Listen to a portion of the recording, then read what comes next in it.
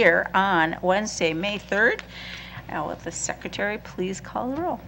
Commissioner Thompson. Commissioner Schaefer. Here. Commissioner Olson. Here. Commissioner Musich. Present. Commissioner Menz. Present. Commissioner Alper. Present. Commissioner Bene. Present. Vice President Smith. President Forney. Here. You have a quorum. Just note that Vice President Smith is away. So I am going to hand it over to our superintendent. Here we are with our... I'd like to make a motion to adopt the agenda of the Committee of the Whole 2024 Budget Retreat, Day 1. Second. All those in favor, please signify by saying aye. Aye. Opposed? Action carries. So here we are in the first of our budget retreats, and I'm going to ask Superintendent to, Angora, please take it over. Lead us through. Thank you. President Forney, Commissioners, great to see everybody today.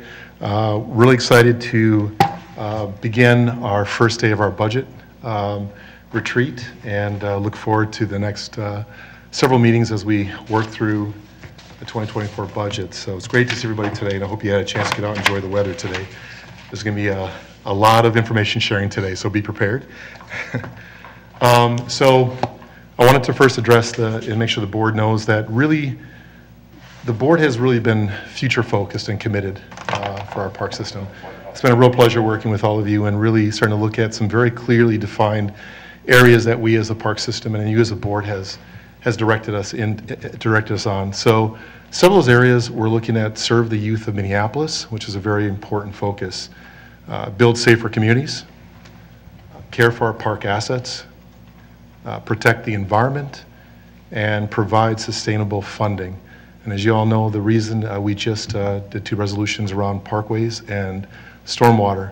So very clearly the provide for sustainable funding was a very important piece of this, of the board and the organization. So very proud of that. So really these key areas are what really drives us in the work that we do and what the board has really been focused on for legacy funding and for legacy moments in this park system.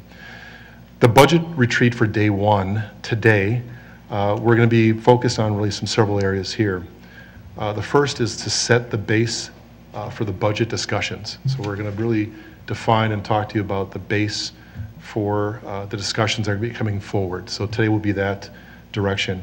We want to reground ourselves in the work we've already begun to share with the board of the work that we have started and what we continue to do. And we want to really ground ourselves in that to make sure that we also talk about the work that we're continuing to do every day for the organization. We want to introduce the timeline. We want to talk about relevant budget issues.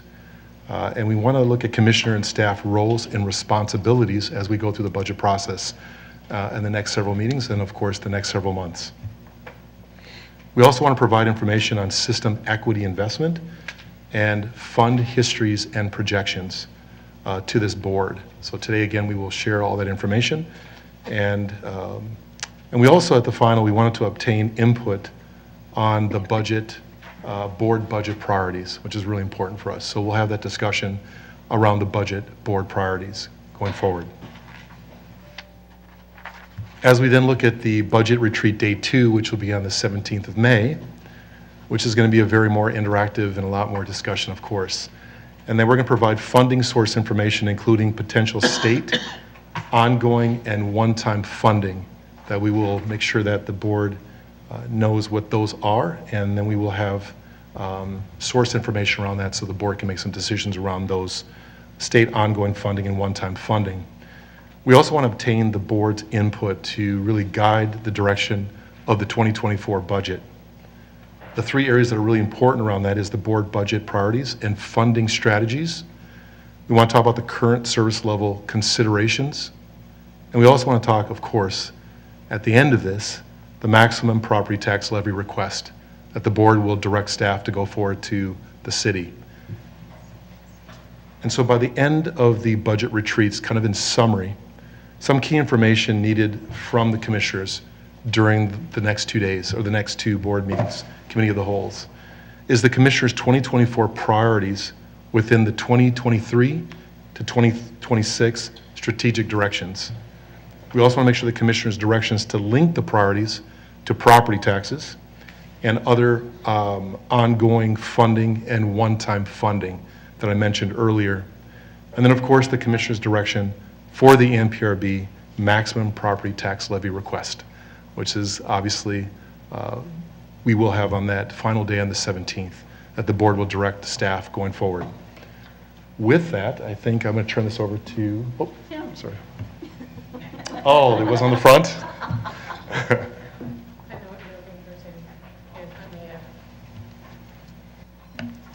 There we go.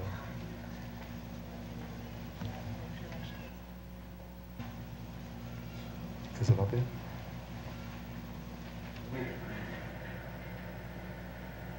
Sorry, technical issues. My apology. Jennifer, yes. All right.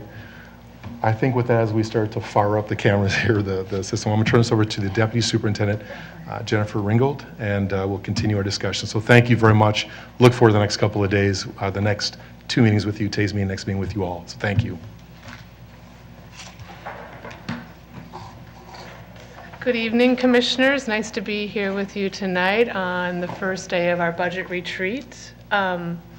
I'm going to spend a little bit of time just reconnecting us to our strategic directions, and then talk a little bit about a homework assignment you had, and you still have opportunity to do that homework assignment here tonight. But if we remember back to about a year ago, you remember some work we did around hopes, hurdles, and highways, and one of the first things people said is, can we say pathways in that work? But you remember all the sticky notes, all of the work we did, and basically what we were trying to gear ourselves up to was trying to really formulate where the common vision is around the board. And we talked at that time that we have a comprehensive plan. You're the first board to really govern underneath this comprehensive plan, and it has 9 goals and 149 strategies. So part of the work we did with you was to develop those strategic directions that would help be kind of a filter to that comprehensive plan, so we would know not only what the priority comp plan strategies were, but that we'd also evolve to getting a good understanding of what those performance goals are. And when we break that down, we ended up with 5 strategic directions. Those are 4-year, we'll almost call them 4-year filters that we use to think about how we filter the comp plan. You ended up with 37 priority strategies, so 149 came down to 37. And you ended up with 15 performance goals. Now those performance goals have extra special focus on them because they are what you will actually measure the superintendent against on an annual basis. And they also form the basis for an implementation plan and the budget actions that staff develop. So this document that you all have on your desk ends up being a document where you can see pretty easily what the strategic directions are. And already on the front page, you have a performance goal, and you see underneath it 4 years of budget actions. Those budget actions also appear in your budget, and you will get reported out on them on an annual basis. And then staff, for each one of those years, they also have a really refined work plan for them. So right now, staff have already begun the work. They've got their first quarter under their belts on the performance goals, and specifically the budget actions that result for them. And I can give you an initial view of this. Recognize that you will actually receive through the budget or through the board process a report every quarter that shows you the budget actions, the progress on them, in those details. But as a high level right now, 11 of those 15 are initiated. There's 2 of them where we have to realign a couple of target dates in them, and one of them, for example, is like the BMP one, because we're doing quite a bit of work to get some additional stormwater funding right now, which you're all very aware of. So there's a little bit of reorienting in how we would do it. 2 of the performance goals actually have targets that are beyond this quarter, as they're at the first time where they're reporting progress, so there won't be much to see there.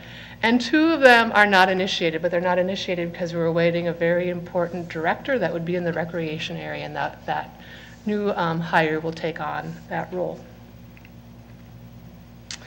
So this gets to the assignment that was given to you prior to the meeting. So one of the things that staff really seek to leave this session as well as the next session with is a really good understanding of what your priorities are for the 2024 budget. It also helps us work with you to figure out what your maximum tax levy request is going to be. There's a whole host of things that start to build out of understanding what your priorities are. It's important that we ground those priorities for 2024 in direction you've already given us. And if they don't, then we might have to revisit some of the other work that you've already assigned to us. So we ask that you, as you put those priorities forward, you articulate which strategic direction they are really aligned with, which performance goal they're related to. And then this last question, and Council Rice talked a lot about this when he gave the last legislative report, is this is a really interesting year. We are anticipating through this legislative session that there is going to be a lot of one-time dollars, and one-time meaning they won't be able to like sustain staff over multiple years, but one-time dollars that will come into our organization that we will have to figure out how to utilize, and most of those will be focused on regional parks. They won't be able to be used outside of that regional park system. So we also articulated an opportunity for you, if you already had some initial ideas of any of your priorities that might fit into one-time funds for regional dollars, you could signify that at this point. And I got a question that I'll let. Yes, Commissioner Musich. Thank you, President Forney. A clarifying question on the one-time dollars. Do we understand what categories those one-time dollars will be in? Are they in things we already were asking money for? Are they outside that? And will you be touching upon that in the presentations we received today?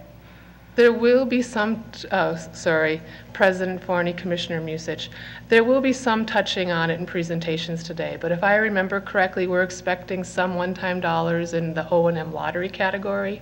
We're expecting some one-time dollars to come up through the Parks and Trails Legacy funding, and I anticipate that there might be some one-time LGA dollars, which would be able to span beyond the regional system. And then we don't know exactly how all of the bonding pieces will come together. But that's why I say that it's likely to have a higher regional focus than a system-wide focus. Got it. Thank you for that clarification. So the ask for commissioners, and you're going to get two shots at this. We actually wanted you to have an initial opportunity to identify priorities prior to the presentations today. And then also at the end of the presentations today, after you hear what there might be some budget issues and opportunities that we present that might make you think, maybe something else is a little bit higher priority. So you'll have the same opportunity to add your top 3 priorities at the end of the meeting today. And you might say, great, you gave me some info, still the same. And that's okay too, but we wanted you to have the opportunity to both provide them ahead of time as well as a reflection on the info you give today. If you didn't already start it electronically, there is at your desk the opportunity to fill it out in paper format. And we just ask that either electronically or by paper you hand them back to us by the end of today. Tomorrow morning's fine if you have to do it electronically. Just note, these are public data. We will be putting it together, we will be compiling it, and we will be sharing it publicly. So with that, any questions on strategic directions or the assignment? Well, we actually have about 15 minutes for you to work on that if you haven't already completed that. If you all raise your hand and say completed, then we can go on to the rest of the presentations. Anybody need time? No. Okay. Well, we need a little time? Yeah, I must have missed this. I didn't know we had this. Okay, not a problem. Well, let's just take 10 minutes. And then we'll resume with presentations. So if people need to do a quick bathroom break at the beginning, that's fine. Could mine be printed? Let's raise it up, okay? Yes, I'll print that out, yep. Okay, thank you. That's why I did mine in pencil. Oh, you did? Well, you do have a second tier, right? Yeah. Oh, I've got 5 sheets. That's okay. That's what I could do on. How you doing, Council Rice? Okay, thank you. How are you?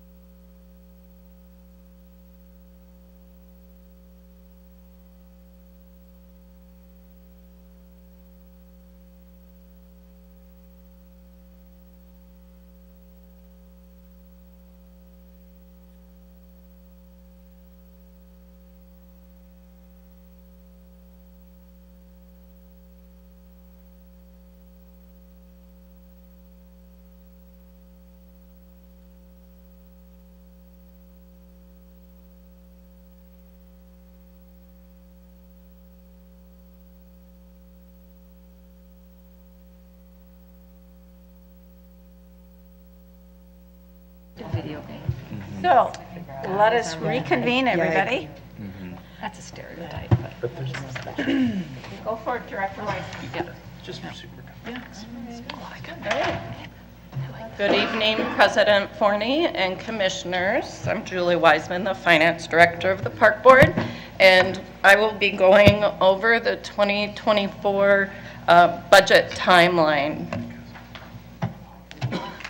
So we are in the information gathering and sharing stage. We have been working with staff on our budget projections. We obtain input from this body during the budget retreats on May 3rd and May 17th. I forgot to put the date on this. We do have 2 study reports on May 10th that will be interesting in budget perspective. In the Administration and Finance Committee, we will be receiving a report, the 2023 Cities Assessors Report, and get information regarding property taxes. And then in the Recreation Committee, we will be having an update on the free youth programming. So those will be important feedback and information sessions that will help drive the 2024 budget conversations. We have already started to meet with the mayor and city staff on the stormwater and parkway activities. We will also meet with the mayor when we have our maximum property tax levy conversation. We will provide employee budget information sessions where the employees will receive all the information that you have received. And then we provide the employees a little kind of highlights of what we heard from this board. And then, of course, we'll have the mayor's formal meeting. The next part of the budget process is the development process. So this is when staff identify their impacts, they refine their estimates, they put in their budget requests. The board will continue conversations around the maximum property tax levy. Admin and finance will need to approve it on July 5th and the full board on July 19th. The mayor's recommended budget will be presented on August 15th. Staff develop the recommended budget once we know what the maximum tax levies are and going forward. And then the BET sets the 2024 maximum tax levy on September 20th, so we will be presenting to that body as well. And then the superintendent presents his recommended budget to the board on October 18th. So with the schedule that the city has set for adopting the budget, we will have 2 board meetings, November 1st and November 15th, for the commissioners to provide their input and comments and draft their potential amendments to the budget. And then the full board will adopt the budget on December 5th.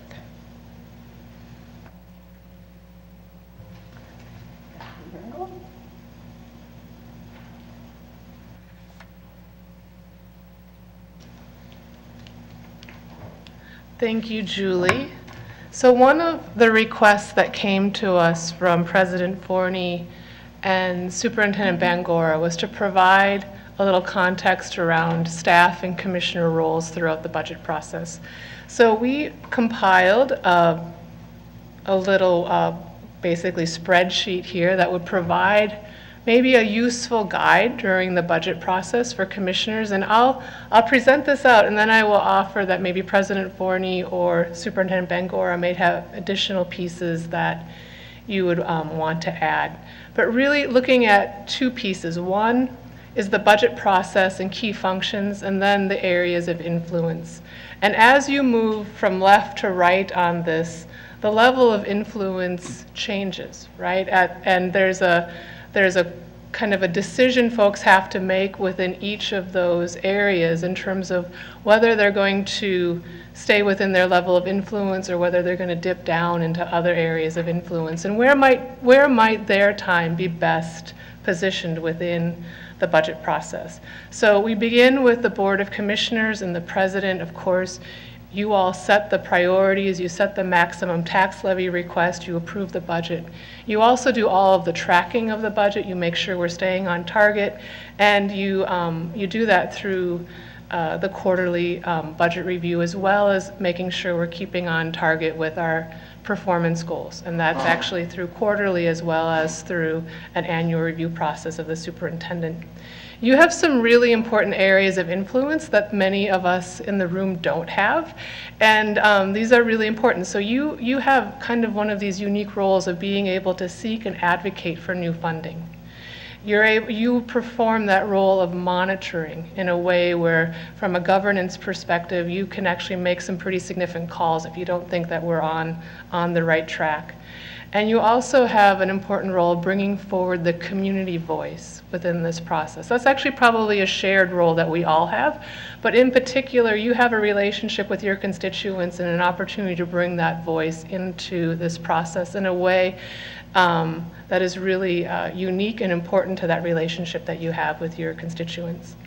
The superintendent has a really important role of bringing kind of the best from the organization up to you so that you can make some of the best choices possible in your elected role.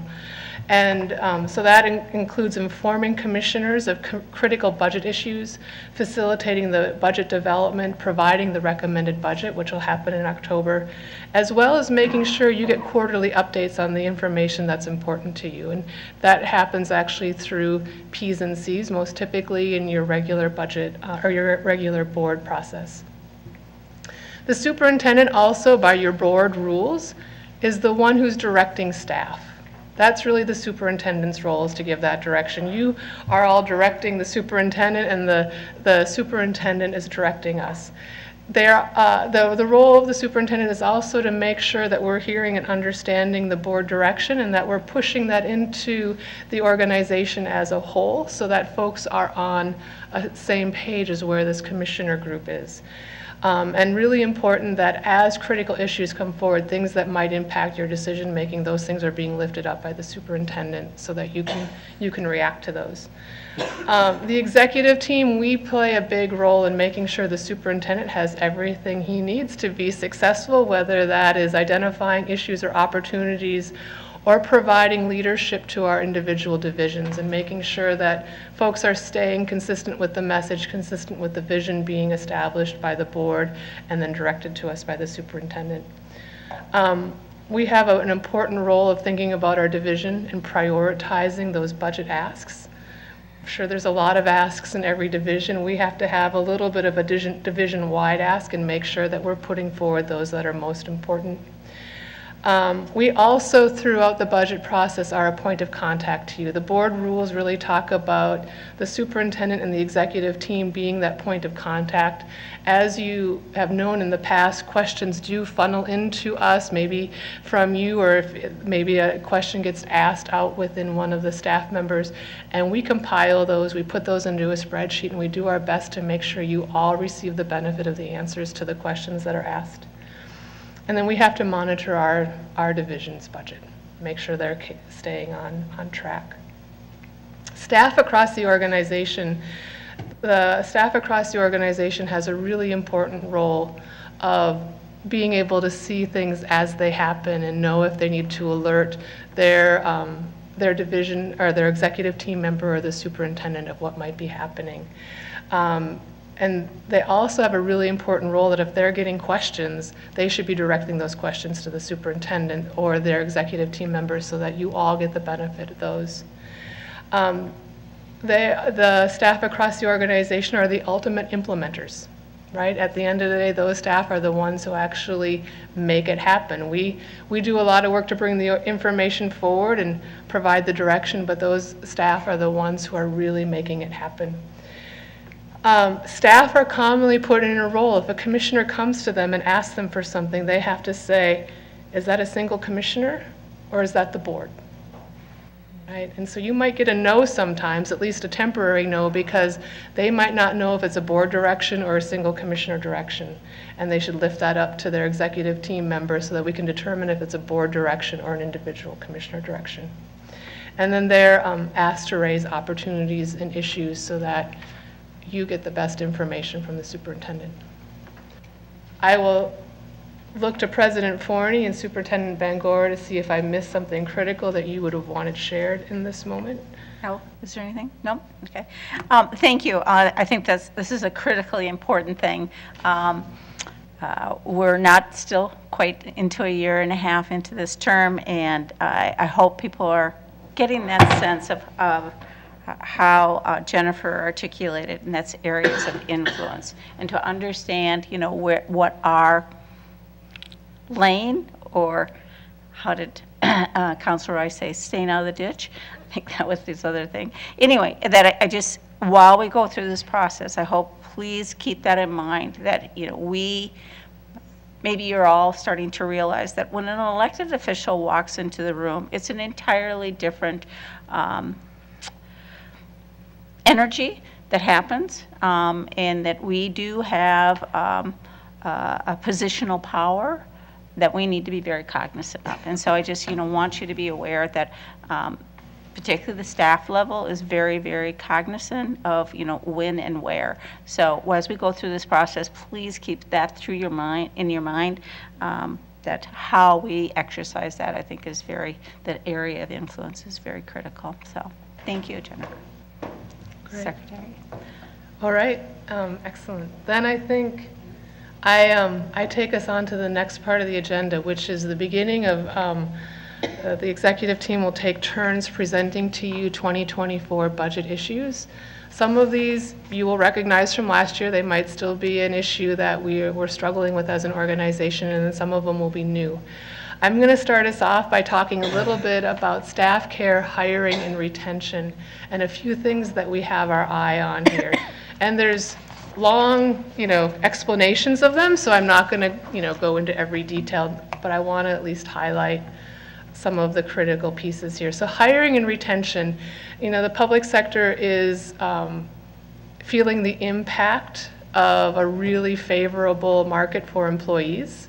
And so especially in some categories, some of our seasonal, our lifeguards, our park police, we are really struggling with recruitment. And so you will likely see us coming forward with strategies around recruitment and retention that might have some budget impacts. Statewide Family Paid Medical Leave Insurance Program. This is a program that would be administered, I believe, through deed, and it would be a program that would be likely a 50% match between the state and the employer. The match and that component isn't as big of a deal because we already were anticipating having that staff on board and paying that staff, so that's part of our base budget. But the extended time that an individual might be gone could cause us to have additional costs related to the work that needs to be done. So the duration of somebody being out of their position, while we want them to be healthy and well and all of those things to work out, it might mean that we could have either a service level impact or need to hire additional staffing in order to address that extended leave. FMLA, so Family Medical Leave, and ADA requests, we are seeing, like across the nation, different employers are seeing increases in these requests since the pandemic. And again, similar to the previous one, this can lead to more folks being out of their positions or not able to work to the capacity that we might have initially anticipated. And there might need to be some need to backfill those positions. So there could be a resource demand there. We also, our HR resources are not currently staffed at a level that would be contemplating the level of requests and work that needs to be done. These need to be timely, they need to be confidential, they need to be thoughtful. And there are many different employers who are starting to think of third-party vendors to assist with this type of work. And finally, worker compensation. There's really two areas that we're looking at here. One of them is around post-traumatic stress disorder. We're starting to see that. You would have seen some different highlights in the papers about this. This is primarily in our police force, where you're starting to see more settlements and higher settlements in terms of PTSD within the workforce. The other area that we have our eye on is permanent partial disability. So when we have an employee who has received permanent partial disability, and commonly that means that they are not able to work to their full capacity and there might be some additional compensation. What is on the books right now is a consideration of indexing wage growth for individuals who have that permanent partial disability back to 1983, and then increasing that wage over time moving forward. So we could see some additional costs, not only in relation to future settlements, but actually how existing settlements might be addressed. So with that, I hand it over to Michael.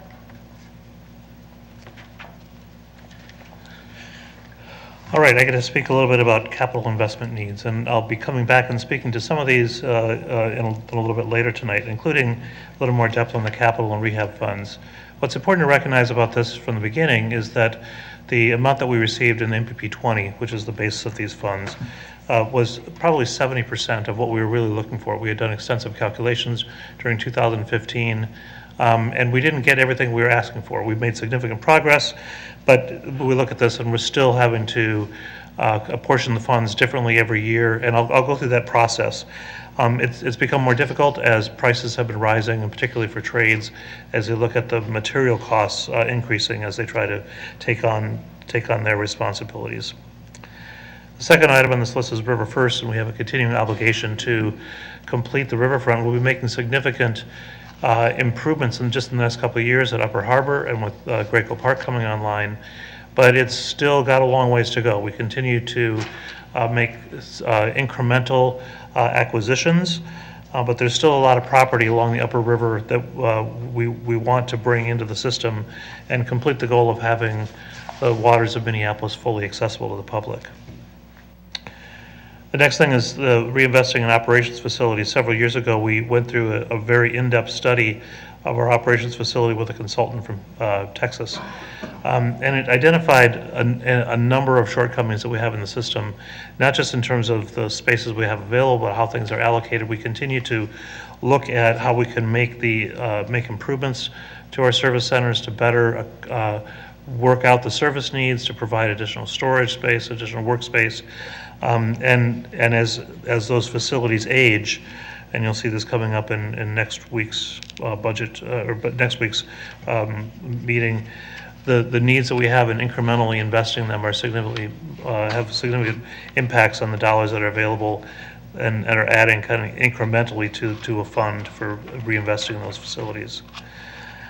The land acquisition fund, we have generally been directing about $300,000 to $400,000 per year to that as property values continue to increase.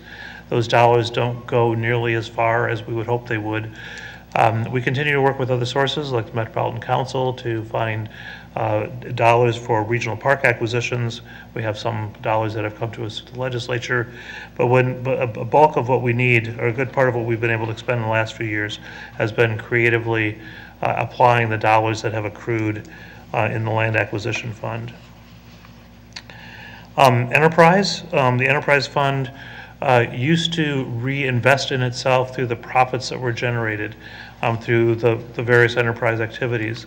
And when everything's running great, that works really well, but then we come across significant things that need reinvestment. Our golf courses have a deficit of something like $25 million of capital needs. We have an ice arena that needs significant improvements.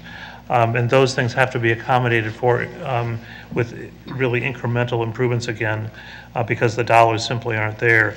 We highlight one on the budget issues list, which is new this year, Nicollet Island Pavilion, which was renovated from a boiler factory, I believe it was 1985 or 86. And we identify in here that the total cost of reinvesting in that facility to make it what it should be might be as much as $15 million. Legacy infrastructure deals with something we've called the historic and iconic homes. We have one right now that we're trying to figure out as the Stevens House suffered a fire. We have been creatively applying other means of restoring some of these buildings. The Art Godfrey House in Chute Square and then the Longfellow House have been renovated through a program called Productive Day, where we work with Hennepin County to train at-risk youth to become, to learn, in this case, carpentry trades. And it's been significant for us in advancing the life of those facilities, and doing some training at the same time. It was a great program with the Art Godfrey House because 6 of the youth who were engaged in that program in the first year found jobs in the construction industry after finishing the program. Adam will come back a little later and talk about undeveloped parks. That's significant to part of Chapter 17, where we're supposed to be investing in every park in the system. And I'll leave most of that discussion for a little bit later. Security and alarm upgrades, we look across the system and we have, I think, 80 facilities that are in need of upgrading the security and alarms and security and alarm upgrades. And they range in price for probably $12,000 to $24,000, and as time goes on, maybe even more. And the last thing on this list is something we've been engaged in for several years, is trying to upgrade our ability to track improvements, to track work orders through an enterprise asset management software. We invested heavily in ViewWorks. We had learned that it wasn't necessarily as robust in fitting our organization as we would have liked, and so we continue to advance our efforts in understanding how that kind of a program can suit asset management and our needs across the organization, really, in understanding the assets we have in our system. Thank you. The next topic that we'll highlight is the enterprise fund, enterprise stabilization. This is continues to be a hot topic, actually, especially with this board. And I think there's a lot of work that's happened in the past in terms of pulling some things out of the enterprise fund that were not actually well suited to be non-tax supported, like they were going to need some level of tax support to exist. And again, things that sit in the enterprise fund are those things that are intended to be non-tax supported. I think we'll be doing some additional work. I know there's some additional ideas floating about things that maybe should come in and out of the enterprise fund. I just had a conversation yesterday about how the enterprise fund invests in the parks where we actually do some of the events or have the concessions, and how we make sure we have a robust approach to that. So I anticipate those being important conversations in the 2024 budget cycle. We will highlight, we do continue to work at this concept of micro-enterprise. And we have 2 parks that we have in that category right now. One is the Minneapolis Sculpture Garden and one is Waterworks. The Minneapolis Sculpture Garden is really one by our own design that we are contemplating, that this might be based on the various revenue opportunities there, something that could be completely enterprise and non-tax supported. We haven't actually yet hit the point where we haven't had to rely on the other parts of the enterprise fund to support it. And that's in part why Director Wiseman keeps saying we have to keep the question of, does it stay there or does it go general fund? And we're not quite ready yet to recommend general fund, but that is an important ongoing conversation. Waterworks, we have Waterworks as a micro-enterprise in part because of the MOU we have with the Minneapolis Parks Foundation. When we took that project forward and did the work with them, they requested and we agreed that we would look at that as a micro-enterprise. That one is doing very well, better than expected, perhaps 4 or 5 years ahead of schedule in terms of being at a spot where it is not only breaking even, but might actually be in a spot where it generates revenue beyond what its base operating dollars are, which then we would do a consideration of what do we need to put away for long-term capital to refurbish that space, and then we might get to a threshold where we would say it could start contributing to the enterprise fund. Those are all discussions that would be out there in the future. Of course, we're very cognizant of the fact that there was a fire. And as we look at that, the primary revenue source actually being the restaurant, and with no revenue coming in, this could be an impact going into 2024. We're not ready to call that yet, but we do anticipate continuing to watch it.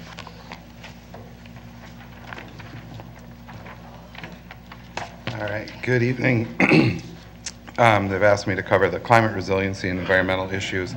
If you recall, last year in the board meetings, we featured a climate resiliency series where you heard on various different topics, and there was even a pretty memorable and professional greatest hits summary that you might recall. So if you're curious about the kind of topics covered there, you can review those board meetings. But essentially, we're feeling the impacts of climate change right now with the flooding, the ice rink season, et cetera. The drought last year really helped our mowing. We didn't have to mow as frequently. So we're feeling these effects. They're not fully realized, right? The master plan set forth a lot of resiliency projects. And so implementing and realizing those visions may require additional funding. And then also something worth mentioning, in 23 and 24, there is a potential for us to gain even more insight into the effects of climate resiliency on our maintenance operations through a research project that's being championed by Toro. So we're hopeful there. But again, not completely knowing what the impacts will be, just sensing that there will be additional budget impacts. When we look at pesticide-free parks, this has been about 6 years of work here that we've built up to, and as you recall, on the April 24th board meeting, we opened the public comment on the IPM policy revisions. We've continued to reduce our pesticide use and move to more organics. You can see that in the IPM reports. You can see that organics sometimes take more or cost more, but we're starting to study this and track it better, and you'll be able to see a continuous tracking of the evolution and the practices through those IPM reports. And we'll continue to work within the budgets we have, but there may be potential down the road where we're asking for additional funding to realize the full vision. And then lastly, the wood processing site. So we are done with the canopy replacement plan where we were removing 5,000 ash, and we are now we are back to our standard maintenance, and where we remove 2,000 to 3,000 trees a year, and we process our own wood debris. And when I first started here in 2017, we were in our first year of a 7-year variance that allowed us to process that wood debris within the city at the recently acquired 4022.5 Washington Avenue, which is now the Michael P. Schmidt Northside Operations Center. And we had a vendor that was paying to lease that land and process the wood debris. Their lease, they did not renew their lease, and so they are no longer on that site. We'll shift our operation to kind of one-off processing, where we will allow the debris to accumulate to a point, and then we'll have someone come in and process it. But we'll also seek an extension to the variance so that we can continue to do that within the site, not have to haul out of city or to another site. And then we're going to continue to explore long-term solutions on where we can move this operation and how we can approach it going forward to, again, we're processing less wood, that we're not removing so many ash trees, but we still process a lot of wood. So that's another potential impact.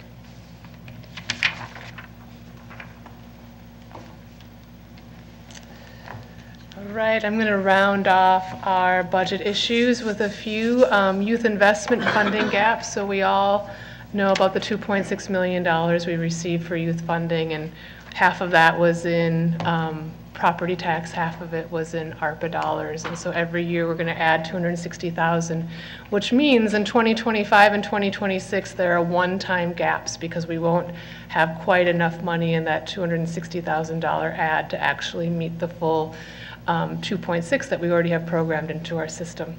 Julie will probably make sure we think about that as often as possible so that we think about how to program that moving forward. Free youth programming funding gap. This is one that you'll have a great presentation on the 10th in the rec committee. What I'll just hit as a highlight here is that when we added free programming into the system, it wasn't out of that 2.6 million. Right? That free programming went into the system, and the revenue we would typically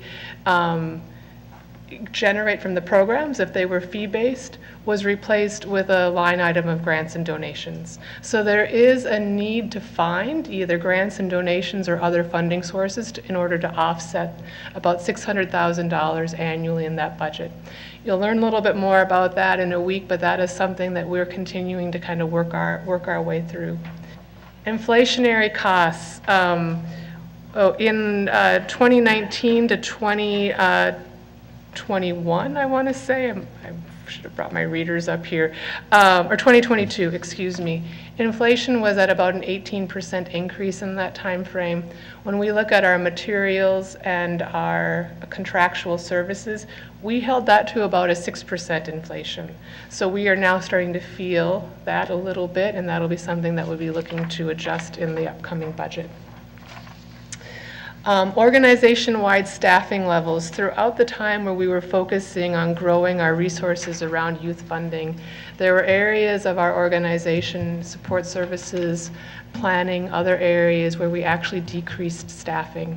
And so one of the things we'll be continuing to evaluate is whether or not we have the right staffing complement to be able to provide the full body of resources. And so you're likely to see some additional requests coming in to try to replenish some of those losses, and for us to make appropriate adjustments across the organization.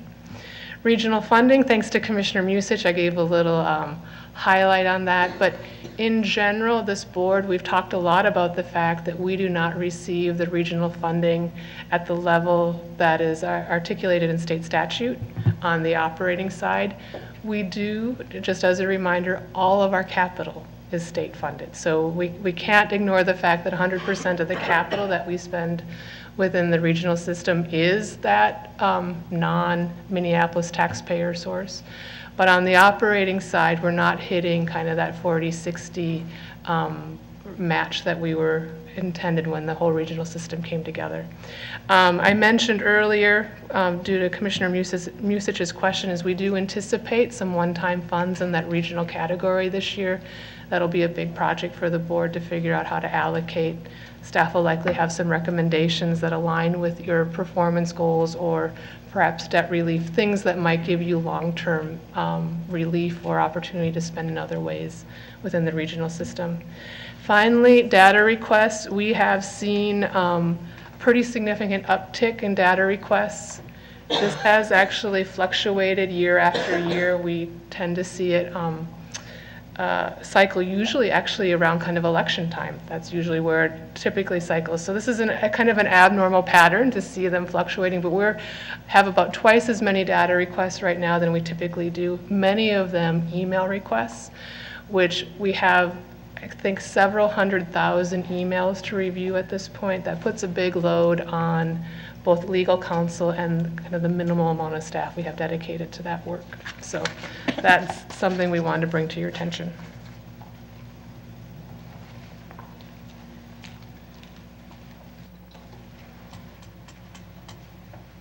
All right, so now we're going to move on to the next agenda item, which is system equity investment. And my first two slides is just to kind of ground us in this conversation by showing the next two largest activations that will happen in our system. And the first one is Upper Harbor Terminal, and the second one is Graco Park. So the MPRB is implementing new parks in areas identified in our MPRB service area master plans. We pursue parkland in portions of the city to better balance park access and park acreage disparities. Consideration is given to the proximity of parks to existing residents and plans advanced by the city for redevelopment that would bring new residents. We have developed or acquired small parks in the Towerside, North Loop, and Hiawatha and Lake Street areas, which have seen significant new higher density residential development. Also in our service area master plans, it has resulted in not only one-for-one replacements of amenities in neighborhood parks, but in some cases provide for new amenities or amenities that never existed before. As a result, there needs to be changes or required service level changes for those. The acquisition and development of new parks necessitates our service, that we need to review our service delivery models. They need to be analyzed, adjusted, or changed to support the needs of these new amenities. If property taxes for these new operating costs are not received, current resources would need to be reallocated and spread amongst all the amenities in our system to maintain these parks, and service delivery levels would be impacted. The MPRB has taken an incremental approach to system equity investment. We first our initial focus was on operations and maintenance. Our next focus was park safety and activation. As part of the finance department, my budget actions for the next 4 years is to look at support services and how those are impacted with system equity investment, look at the service area master plans and capital improvement projects that are planned during the next 6 years and how those impact system equity investment. And then also the asset management department is working on a level of service plan, and we'll be looking at how those might impact the system equity investment. And we will review all of the overall system equity investment process for the system's top assets.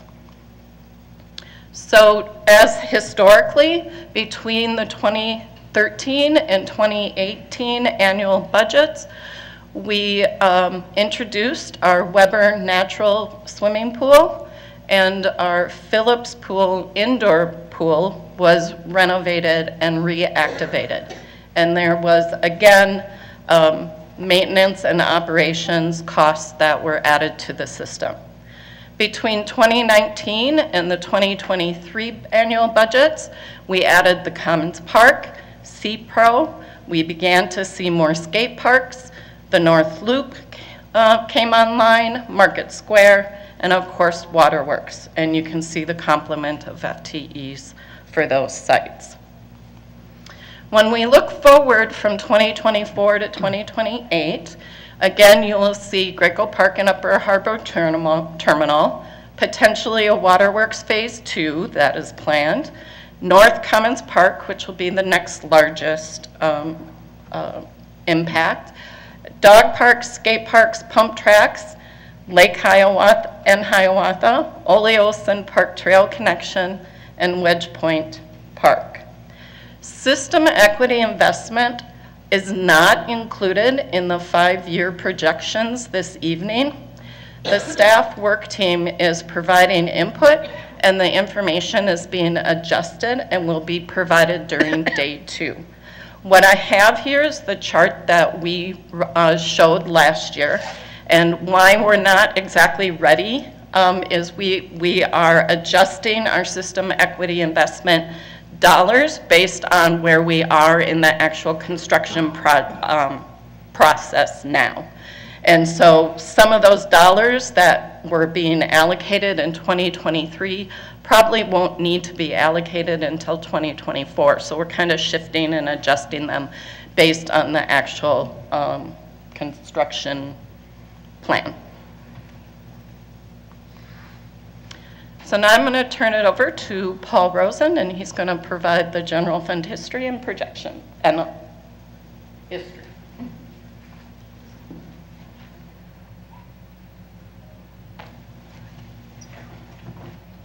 Good evening, Commissioners. My name is Paul Rosen. I'm the Manager of Budget and Analysis. I'm going to go through the general fund kind of history right now.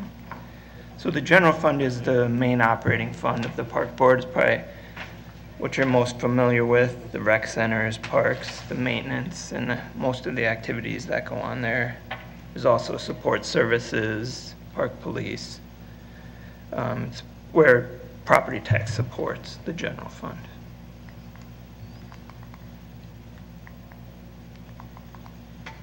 So these are the main revenue sources in the general fund. Property tax is by far the biggest. Then local government aid and other revenue are similar amounts. So if we look at Park Board property tax levy, it's been increased at an average of 4.9% over the past 10 years. We had the tree preservation and reforestation levy, which the last year was 2021, and then in 2022, kind of some of that money shifted towards the youth investment. So that was one of the bigger years, 2022. 2017, a 10% increase was for the MPP 20 maintenance. And 2023 increase was 5.4%. If we compare that to the city, it's really similar. The city's average increase was 5% over the past 10 years. But you do have to keep in mind that the city has other revenue sources. It's not as dependent on property tax. So in some of the years when they had a low property tax increase, there was pension reform, or they had some internal service problems and loans that ended. So they had other ways to support their operating budget. This chart just kind of shows what I was talking about. City is 55% property tax supported, while Park Board is 78%.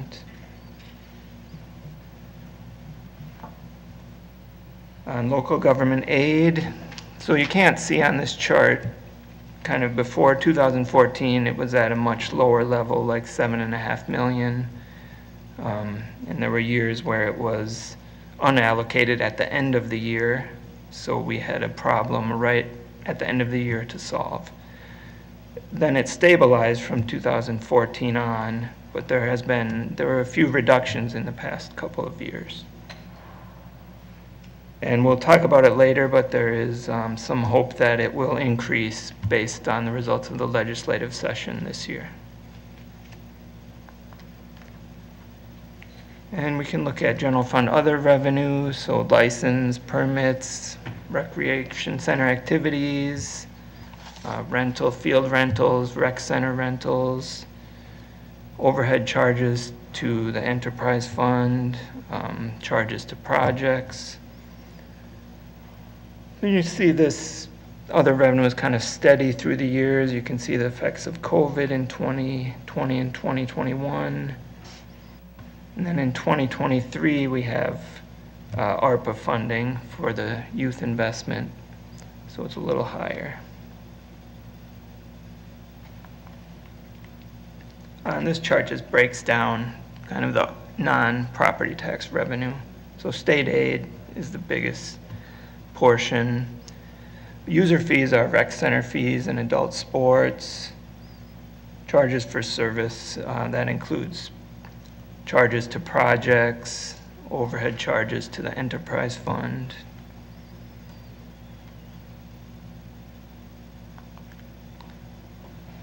All right, we'll look at general fund expenditures now.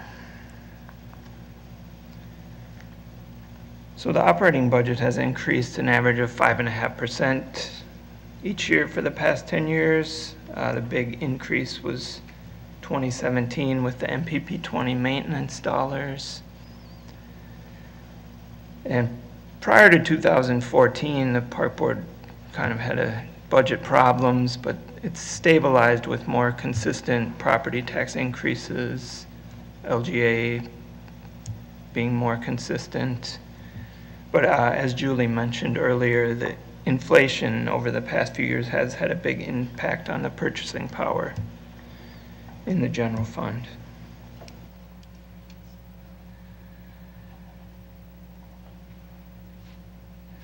This chart shows the operating budget history with kind of salary and fringe increasing as the workforce has recovered since 2012.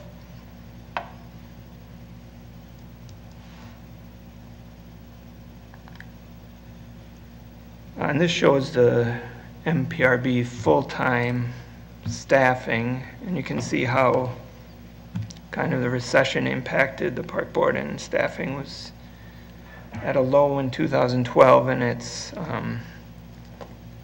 come all the way back up to its highest ever in the past few years. And some of the big additions were the MPP 20 positions and the youth positions last year.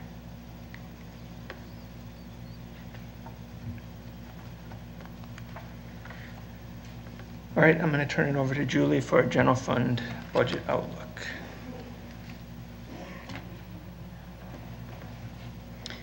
So the state legislative update, you have received most of the information from Council Rice, sorry.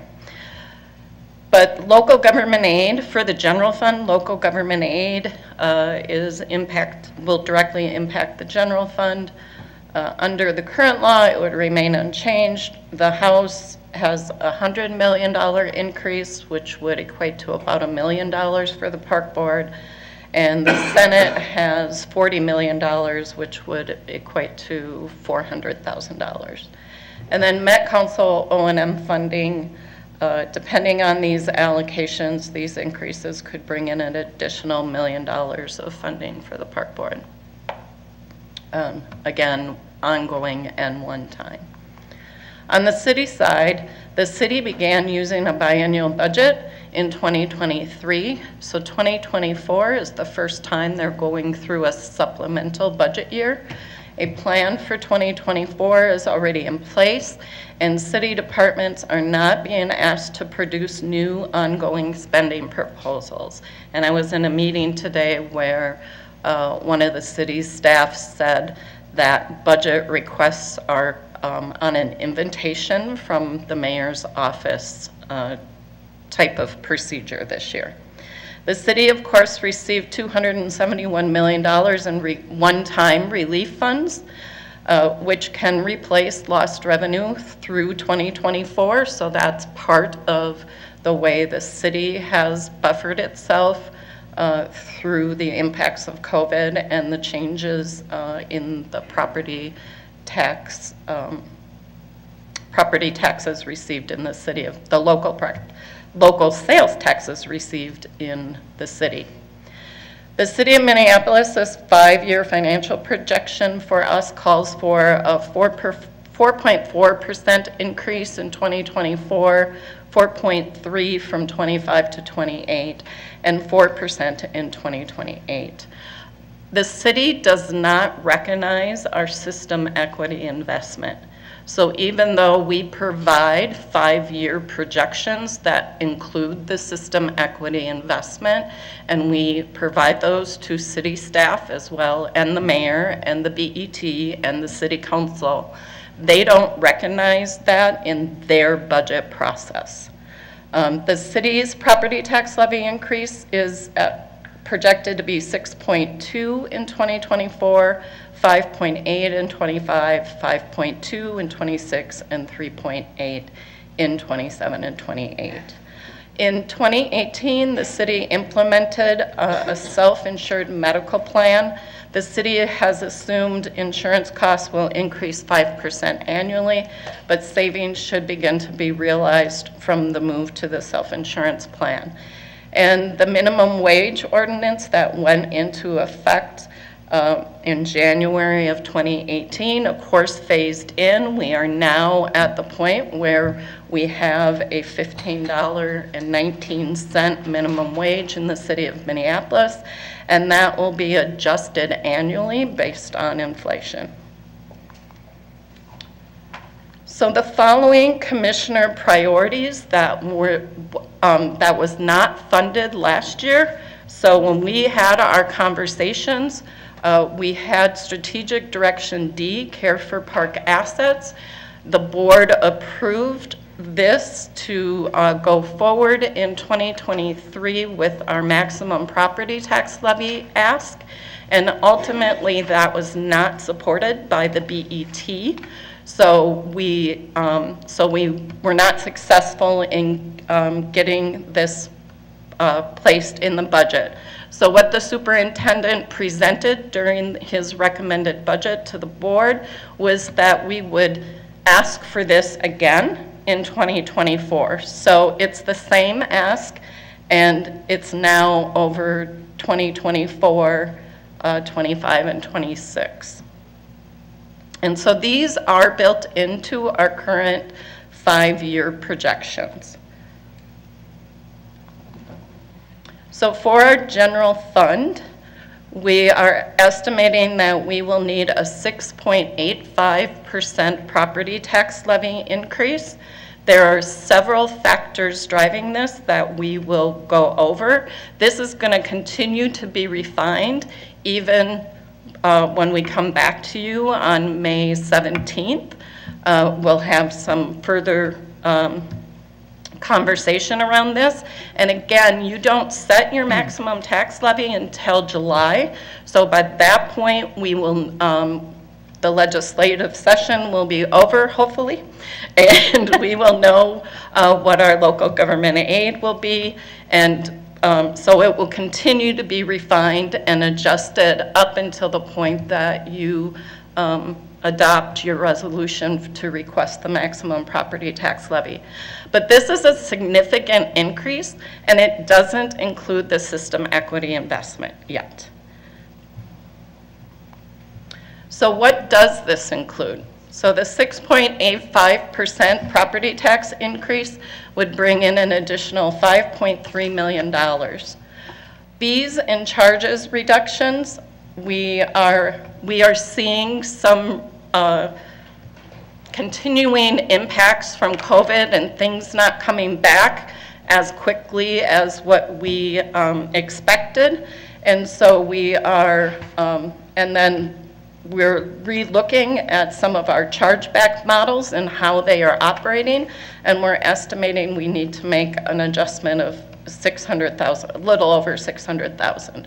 Right now, I have the free youth programming donation adjustment, where we would move the donation requirement for the free youth programming out of the donation and into property taxes.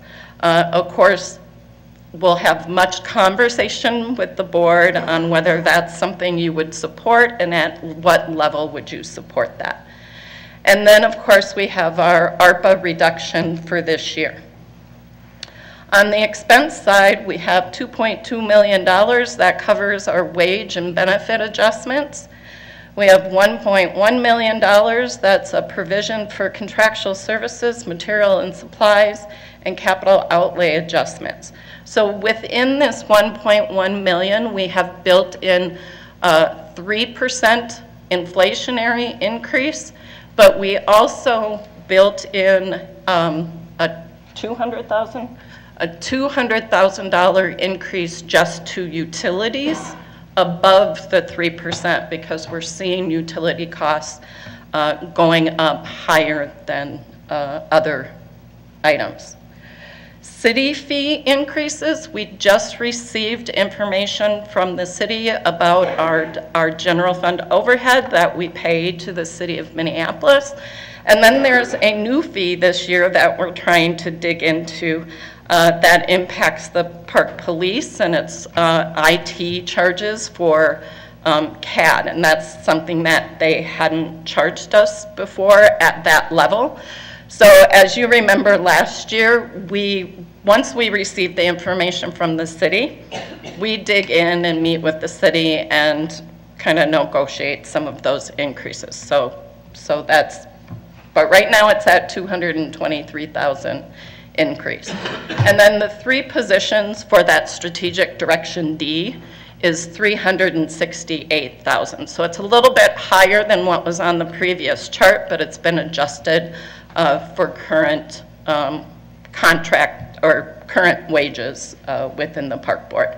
So that's how the 6.85% is calculated. The current service level of 6.85% increase is a 1.2% increase on the total city of Minneapolis property taxes. 1% increase nets about, or generates $785,000 for the park board and is a 0.18 increase on the total park board taxes. So as you're thinking about your priorities and how you might fund your priorities, we wanted to provide that calculation for you.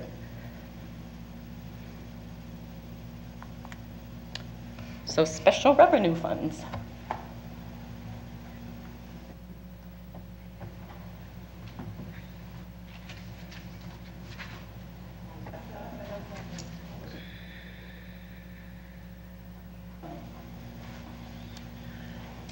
All right, so President Forney, this presentation is not supposed to start until 7:20?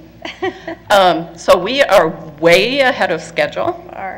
So you have a choice. We could take a break, the 20-minute break right now, or we could continue on the agenda and go into the other funds conversation. Any sense, people? Keep going. What? Keep going, okay. Yeah, keep going. All right. Break at 7.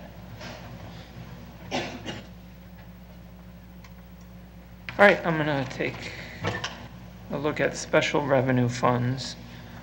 So special revenue funds are established to account for specific purposes. So they are, could be projects, big donation, community events that have fees or donations that support themselves.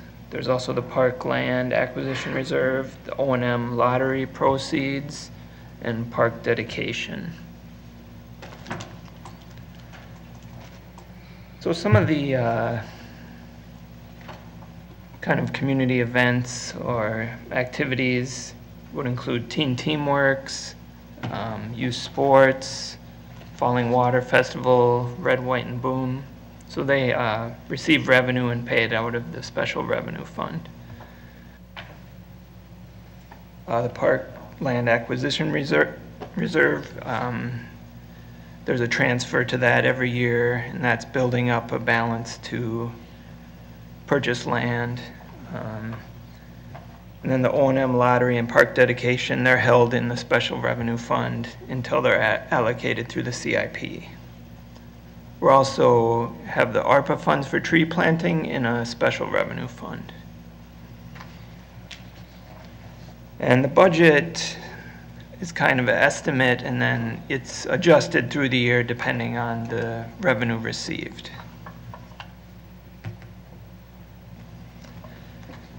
So the park dedication fund is a special revenue fund. Park dedication fees are assessed on new development, and it's been building a balance, and it's allocated through the CIP, and there's about $3.6 million that's been allocated in 23 and 24.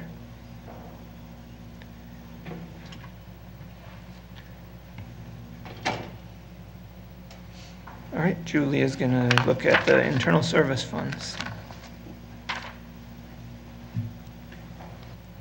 All right, in our internal service funds, we have 3 internal services funds. We have our equipment operating fund, we have our park self-insurance fund, and we have our MPRB technology. So Information Technology Services provides support for all MPRB technology initiatives, including computer hardware, software, network connectivities, lots of things. So our budget history for internal services is in the chart. The Park Board has increased its investment in technology over the past 10 years, including upgrades in point-of-sale systems, mobile devices, wireless access, network infrastructure, and redundancy and asset management systems. An increasing workforce has also required additional technology. The 2023 budget also includes one-time purchases for Spark Studios. The 2024 IT budget projections include the current service level plus scheduled hardware replacements and network upgrades. Future budget needs include keeping the technology in Spark Studios current, upgrading the Recreation Center computer labs, and investments in cameras, security, and door access systems. ITS maintains a reserve fund for technology. At the end of 2022, the unaudited balance was $786,000. This balance will be used to smooth out large fluctuations in IT funding needs when large technology investments are required. The internal service equipment services. The equipment service unit manages the acquisition, maintenance, and disposal of approximately 1,700 units of large and small equipment, primarily the MPRB's fleet of vehicles. It includes small and large trucks, plows, police vehicles, weed harvesters, tractors, and a variety of off-road equipment and specialized mowers. You can see the budget history, and you see multiple years where we had a net negative, and that is due to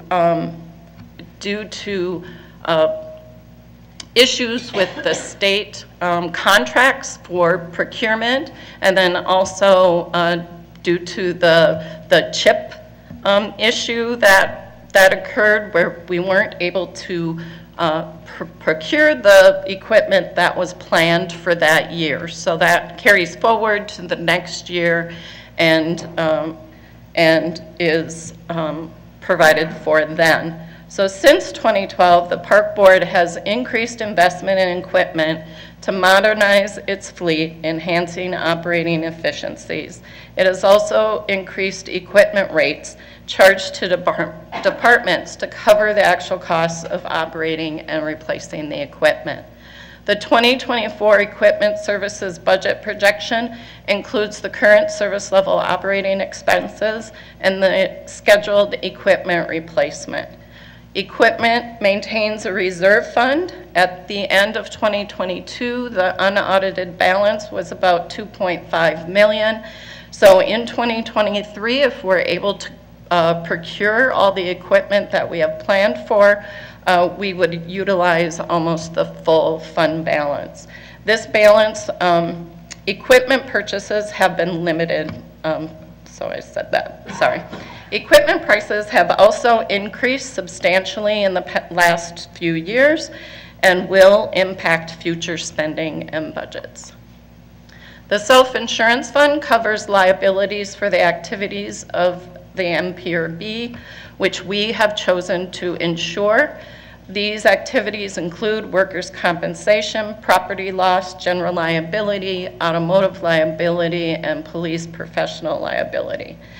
You can see our self-insurance budget history. It has been, it was declining and has remained steady, and that is due to safety improvements, and we believe since we have upgraded our equipment, there's less injuries on the job. The self-insurance fund projection includes the current service level operating expenses, and of course we will continue to watch the items that Deputy Superintendent Ringgold said regarding workers' compensation.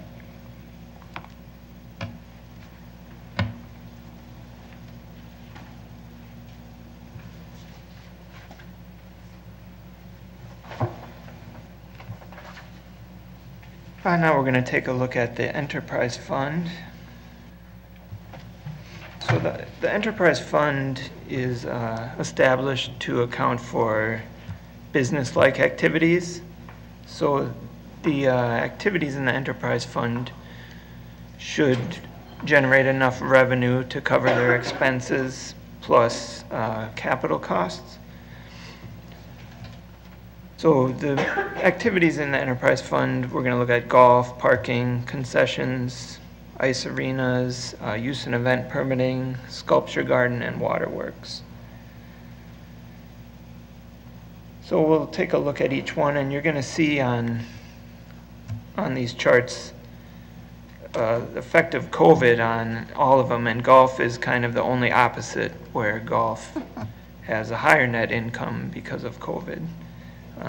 You look at the history, golf was not doing well until 2020. Not on this chart, but in the past, golf had net income of averaging almost $1 million in the early 2000s. And then it was losing $500,000 from 2010 to 2019. And you can see 2020 and 2021, they had $1.2 million of net income. So a big resurgence, probably due to COVID. In 2022, golf was really impacted by inflation, and their expenses were high. And this chart is showing rounds played, how it increased substantially. Even though 2020 through 2022 has high rounds played, it still hasn't got back to early 2000 levels. In ice arenas, you can see the effect of COVID, and they were profitable before that and trying to get back to profitability. There have been a lot of unplanned repairs the past few years that have impacted expenses. Northeast Ice Arena debt service is paid off, and Parade Ice continues to pay debt service until 2029.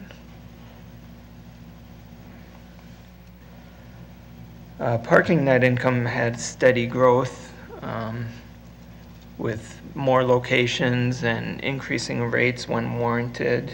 And I believe pay stations were all updated in 2022 to new system, new pay stations.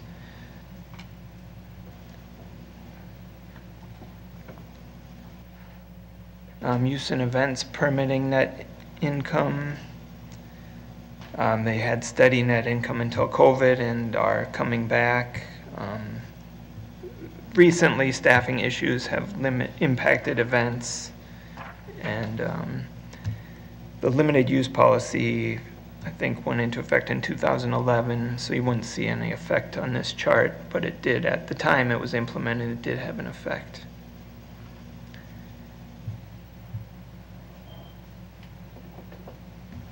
Concessions net income has been steady. COVID effect obviously there, and it has almost come back.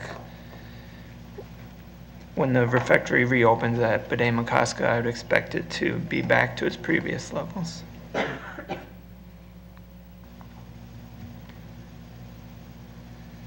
The sculpture garden net income has become close to being break even or profitable.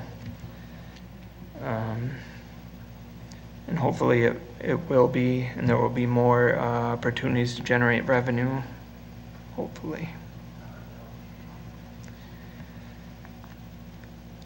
So Waterworks opened in 2021, but it started being tracked separately in 2022. And because of the success of the restaurant, it has positive net income in 2022. It's kind of still,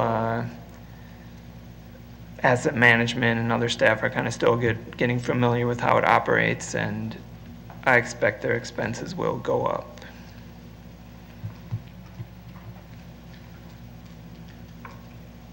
Oh, these are the revenues that the park board got and expenses they incurred, not the owner. Right, these are park board, yeah. And that the revenues were a lot higher than expected for the first few years. This chart shows the enterprise fund net income. Oh, are you? Sorry. Okay, Julie's taking over. Apologize. All right, so this chart shows the enterprise fund net income and net loss in a couple of years. So the enterprise fund, again, is not property tax supported, so it is self-supporting within itself. So the operating income becomes important because we need to pay for our capital improvements, we need to pay our debt service, and so when you look at the enterprise net incomes by area, so this is a chart that commissioners asked for last year, so we included it again this year. So it has all the functions: golf, parking, use and event permitting, concessions, ice arenas, sculpture garden, and waterworks. So waterworks is just one little line between 21 and 22. And it shows the net income from all of those functions, and you can see that parking and concessions has some of the higher net income, with golf fluctuating based on the year that we're looking at. So our audited fund balance in our enterprise fund has also fluctuated. So we have been and continue to work really hard to build this fund balance to support all of the needs that are within the enterprise fund. So we had built it up to its highest level in 2021 of 6.1 million. And you'll see that 2022 unaudited, we are down to 3.7 million. And then in 23, we have projected use of fund balance. And that was for the construction of the Meadowbrook building. And it also is paying for the Bidet-McCoska concession building.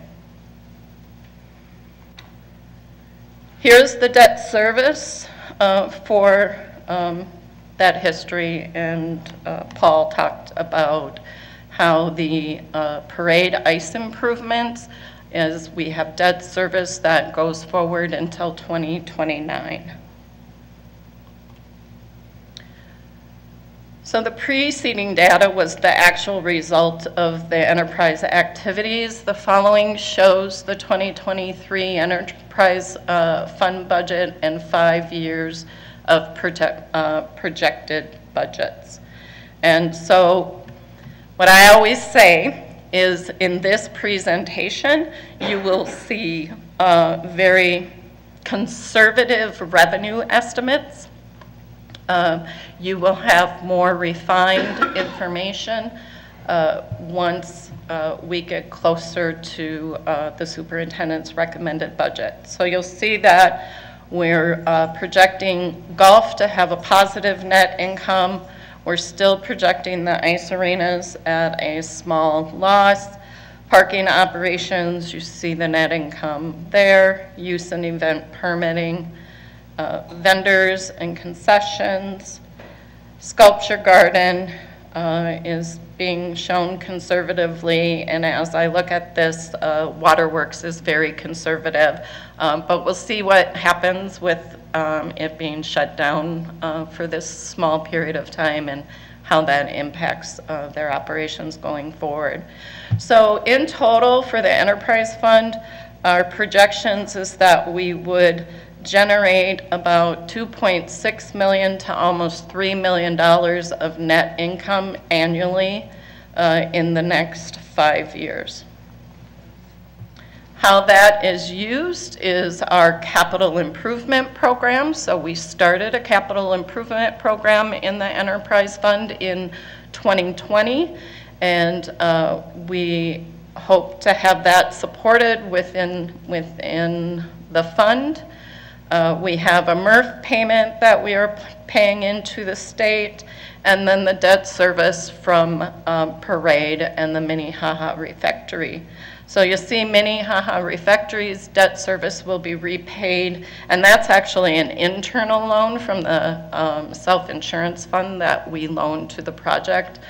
And that will be finalized in 2026. And then again, parade debt goes out to 2029. 2023, we have about $1.2 million that we expect to use fund reserves for. And then we're utilizing funds reserves for our capital program until 2027, where it looks like we're going to be, or we're projecting we'll be able to add back to our fund reserves.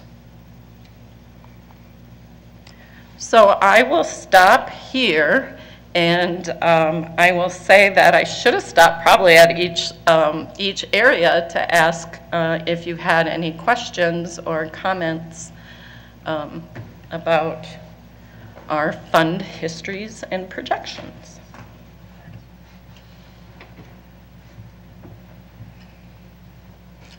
Commissioner Abene. It's not, thank you, President Forney. It's a question that's somewhat related, and it's one of the shortfall areas or the issue areas. But I noticed that there are ways in which reserves are put in place for operations building or support buildings, renewals, maintenance, major projects. Where is that coming from, general fund dollars that are being pushed over, or? Yes. And I don't want to flip back all the way to. That's okay. So the operations reserve and the parkland reserve are both funded through the general fund, and it is a transfer from the general fund into the capital project fund. And then it's a project within there that kind of banks those dollars until there's enough dollars to do a project that we need to do. Thank you. Commissioner Schaefer? Yes, is the 6.2% that the city is anticipating to ask, does that include our parkway levy? President Forney and Commissioner Schaefer, those estimates that I was providing to you it's actually from their 2023 to 2024 biennial budget. So it would not include any parkway because it was set last year during their biennial budget process. Do you have any estimate what that impact would be on their ask, roughly? President Forney and Commissioner Schaefer, for parkways, it's extremely difficult to say what the property tax levy impact would be because the city has the debt service line item in property taxes. Okay. So if they add to our parkways, depending on whatever they are projecting for their capital projects, it could end up being a decrease that year or it could be an increase that year just based on all of those factors. Great. And then this is not exactly related, but when does the restaurant Waterworks going to open? I mean, this is really important if we're taking this as a micro enterprise, and a business is really depending on us as a partner to get them back up and running, because this is the kind of thing that I think people could be like, I'm done, right? You know, so I really hope, I'd like to hear how we're taking this seriously because it's impacting not only them but us. President Forney, Commissioner Schaefer, it's actually a really difficult question to answer because the insurance companies have asked us to lock down the electrical box until everybody has a chance, every insurance company that's involved has a chance to review the conditions and make their own determinations. That's happening in the middle of this soon. And then it will take us probably 2 to 3 weeks to get things reorganized. I will get an answer for you more specifically. I don't want to, if Cliff were here, he would be able to tell you exactly, but I will get an answer to you separately. Okay, thank you. And then I had a question around the 2022 golf expenses where, you know, we had $1 million in 2021 and then went down to 50,000. Can you tell me what those expenses, was that Meadowbrook capital that you just took from the excess? Or what was that expense that went so drastically down. Right. So for 2022, there were a couple of factors that happened in Gulf operations. They're experiencing the impact of inflation on their material and supplies. So that is part of it. And then there was some emergency type repairs and those operating costs that were also experienced in 2022 that we haven't experienced in prior years. But almost $1 million worth. Is there anything else? And so those inflationary costs are permanent? President Forney, Commissioner Schaefer, no, they're not permanent, but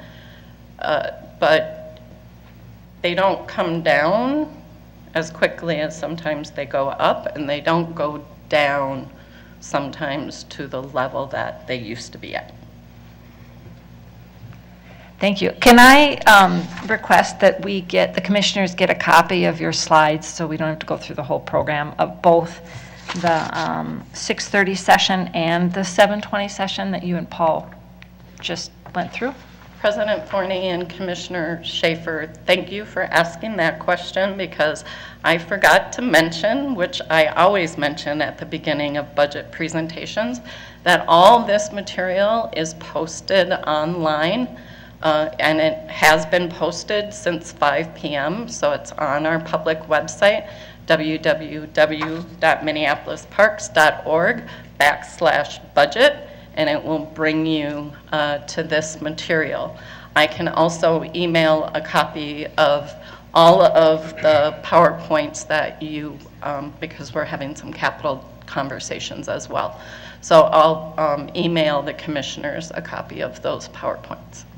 Great, thank you. And then if there is any high-level detail about expenses in 2022 around golf that would be easy to pull, I would love to see that too. That's it, thanks. Commissioner Menz?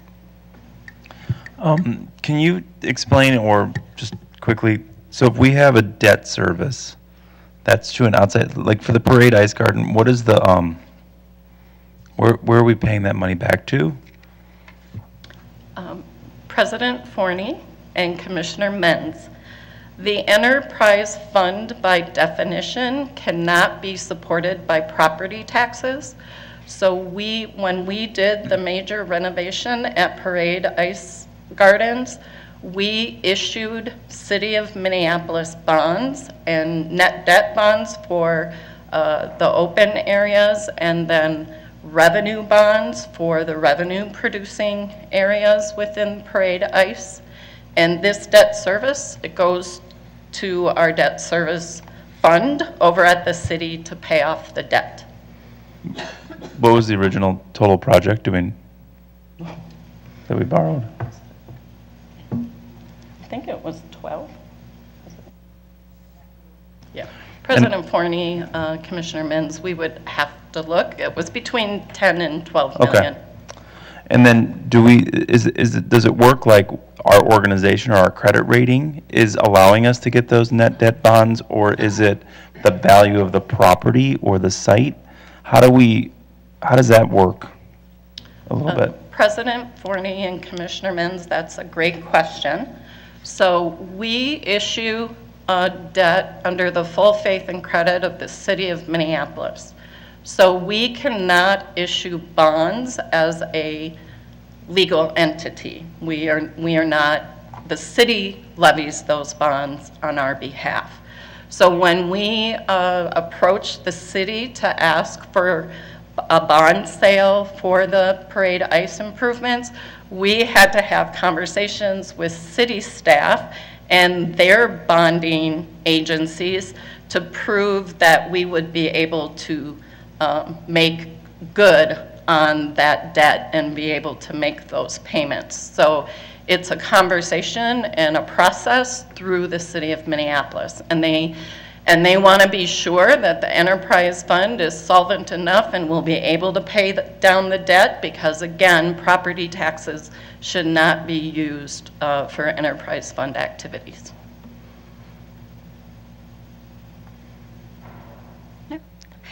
Commissioner Benny, again. Thank you, President Forney. I'm having some memory of how we went through this process last year, but I'm wondering if there will be an opportunity, a moment where the staff will either come forward or the commissioners might suggest that there's maybe, and I'm just speaking really for myself, an interest in looking at some of the fees charged in the various enterprises. I know last year, I know that you do that, it's done here routinely, but maybe for some of the enterprises that are, having more of a struggle, we might look at that enterprise itself and see if there's some opportunity. And I do believe there was some interest in maybe looking at parking fees last year, so maybe that could be something more proactive, because I think it's reasonable to have an expectation that the enterprises are, self-supporting, really almost even to a category, what I would say. So President Forney and Commissioner Benny, what I would say is that we won't have this opportunity during these budget retreats. That's not programmed in. But like we're doing on May 10th with the study report items, we will have a lot of conversations, and we definitely can bring forward information that this board would like and need to provide additional direction to the superintendent around his recommended budget.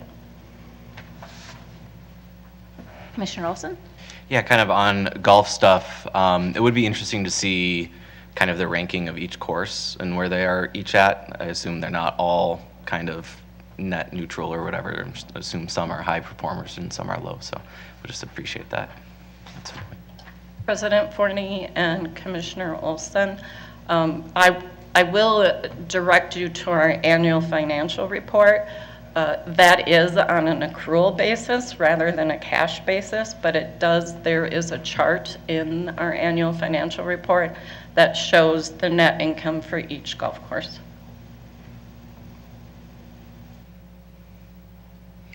Not seeing any other lights, I'm wondering if we would like to break now, go to the Minnehaha room, and come back. What time should we say? Was there a half an hour set aside? 20 minutes? 20 minutes, okay. So let's say that we'll be back here by 10 after 7 all. But help yourself.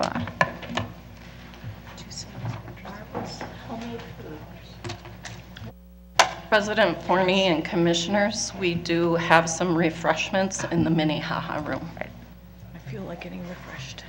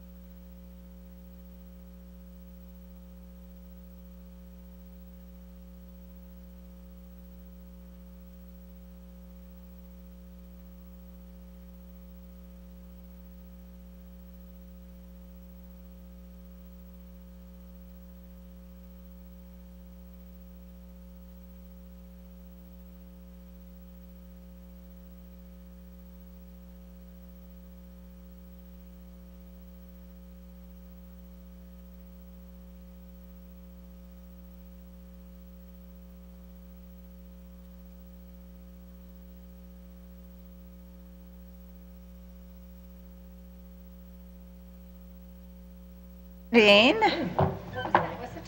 And so I think we have Director Arvidsson is Mr. Capital Projects Funds. Thank you, President Forney. Commissioners, can y'all hear me okay with the microphone the way it's sitting right now? Now it's fine. Now I Now can we hear can. it. Yeah. Oh, we turned it on. My name is Adam Arvidsson. As you know, I'm the Director of Strategic Planning, and I'm going to talk about the capital project funds. My outline for this portion of the presentation is I want to do a bit of a refresher on our CIP process and some of the protocols that we use to create the CIP. I'm going to say a few words about the new true CIP, and then provide an overview of the equity metrics. And then I'll go in a little more depth about the neighborhood and regional capital programs and talk specifically about the dollar amounts that we're looking at and things like that. And then perhaps an even more critical part of the presentation tonight is that as required by ordinance, we review the equity metrics each year, and it's my duty to report to you on whether we're seeing any unintended consequences or whether we think there should be some modifications to our equity metric ordinances. And so I want to talk about that because there actually are a few things we do need to talk about it. I teased this a little bit in last year's budget workshops, and this year I think it's time to talk to you about actually moving some things forward. So that'll be about the second half of this presentation. So the CIP process, it is a 6-year capital improvement program. In order to create that 6-year program, we use guidance from the comprehensive plan, from our criteria-based system for project scheduling, which is the fancy name for our equity metrics, both neighborhood and regional. We also look at the strategic directions and the budget actions that have been adopted by this board, as well as all of the master planning that we've done throughout the system. And as I think many of you well know, really other than Cedar and Isles, which are coming forward hopefully still this year, our entire park system is master planned currently. So that's the last piece. And so by the time we're looking at the next capital improvement plan, we will have an entirely planned system, which is pretty exciting. And then also we do consultations internally with MPRB staff, specifically the asset management department. When it comes to rehab funds and some other things, they have a really good handle on what the physical need out in the park system is. So we do consultation with them. So just a really quick graphic here to kind of talk about how our timelines go. So last December, you adopted the 2023 to 2028 CIP, and that 2023 is kind of operating now. So we always start with the budget workshop, which is where you are. In mid-summer, when the new demographic information comes out for the year, and when the Met Council releases its regional park counts, that's when we update our equity metrics. So the underlying data there is updated every year. We do that in the summertime. And that, in concert with the staff engagement, leads to the creation of what will be the 2024 through 2029 CIP. That is presented to you alongside the superintendent's recommended budget in October. And then will move its way through the process parallel to that budget with adoption in December. It is that CIP which feeds into the city's next capital budgeting year. So we're always like a year behind the city. They start on their 2025 through 2030 in like April, May of each year. And so when we submit our capital budget request to the city, we're actually missing their outmost year, because a couple of years ago they opted to also go to a 6-year. We think 7 years is way too long a look for a capital plan, so we stuck with 6, and we just do estimates for that outmost year. So technically the 2024 projects will be able to begin once that budget is adopted. So though there are 2024 projects in the current CIP, they're not really considered ready to go because they may still be altered with your next round of budgeting. So, and then beginning that project, as always, depends on staffing capacity. So we begin a project when a project manager is assigned, we do community engagement, and then we start talking with the community about how to scope out that project. So when you see a project in a certain funding year in the CIP, in reality that's the year we're starting that project under the best of conditions. It's highly unlikely the project will be built in that year.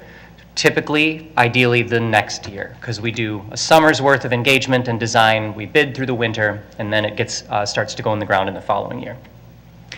One piece that I want to add to this year is that based on the second half of my presentation, which I've already teased, we would like to look this summer at potentially making an update to the equity ordinance.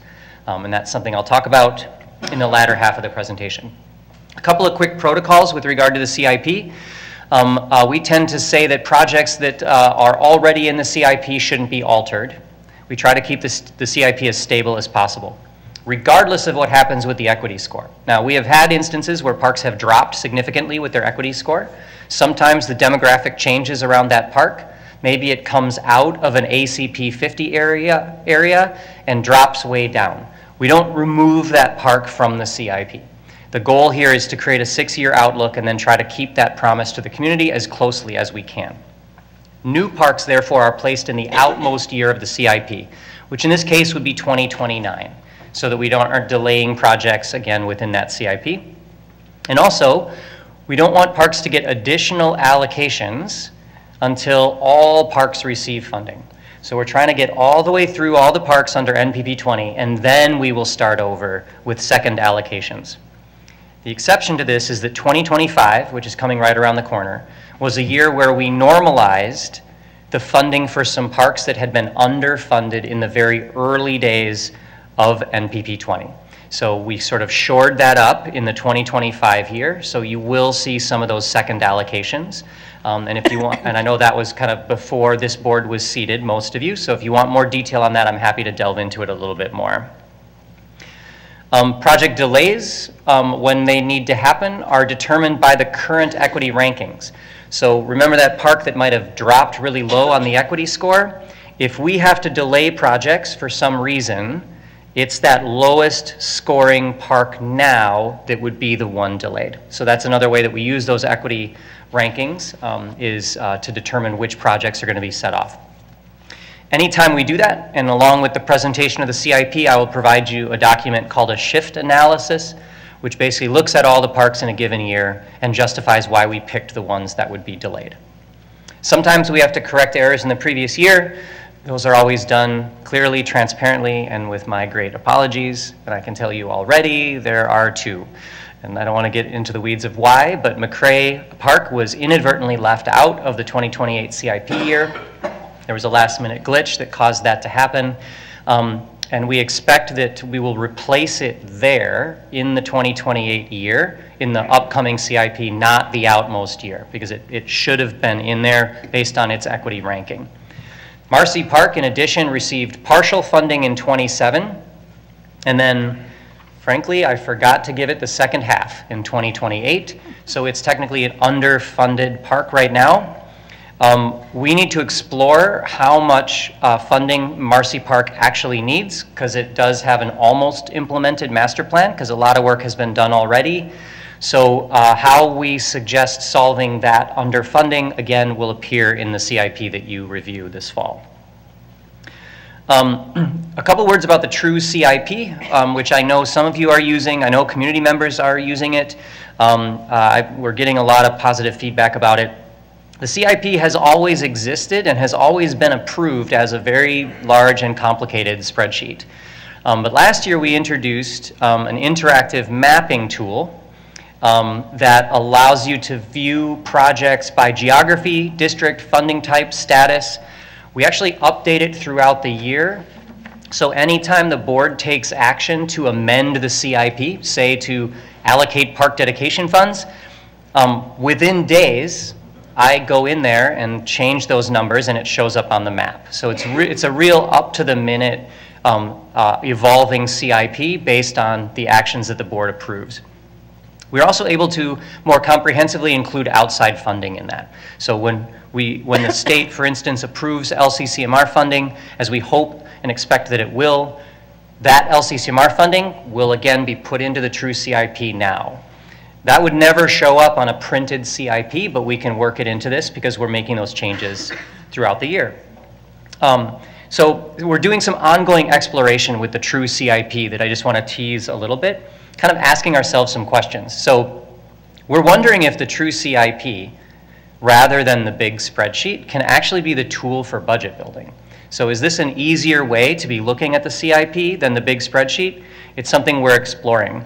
And also, could that actually allow better interactivity for the public? And one idea that's been floated by our staff is we could have the adopted true CIP, and we could sort of create a second draft true CIP that would still have all that interactivity that would allow you to play with what we're proposing. And so again, that's something that we want to explore a little bit throughout this summer as we update things. This is a wild idea that hardly anybody in this room has even heard, but is there a way to actually adopt a map rather than adopting a big spreadsheet? And I'll have to talk to Director Weissman about that.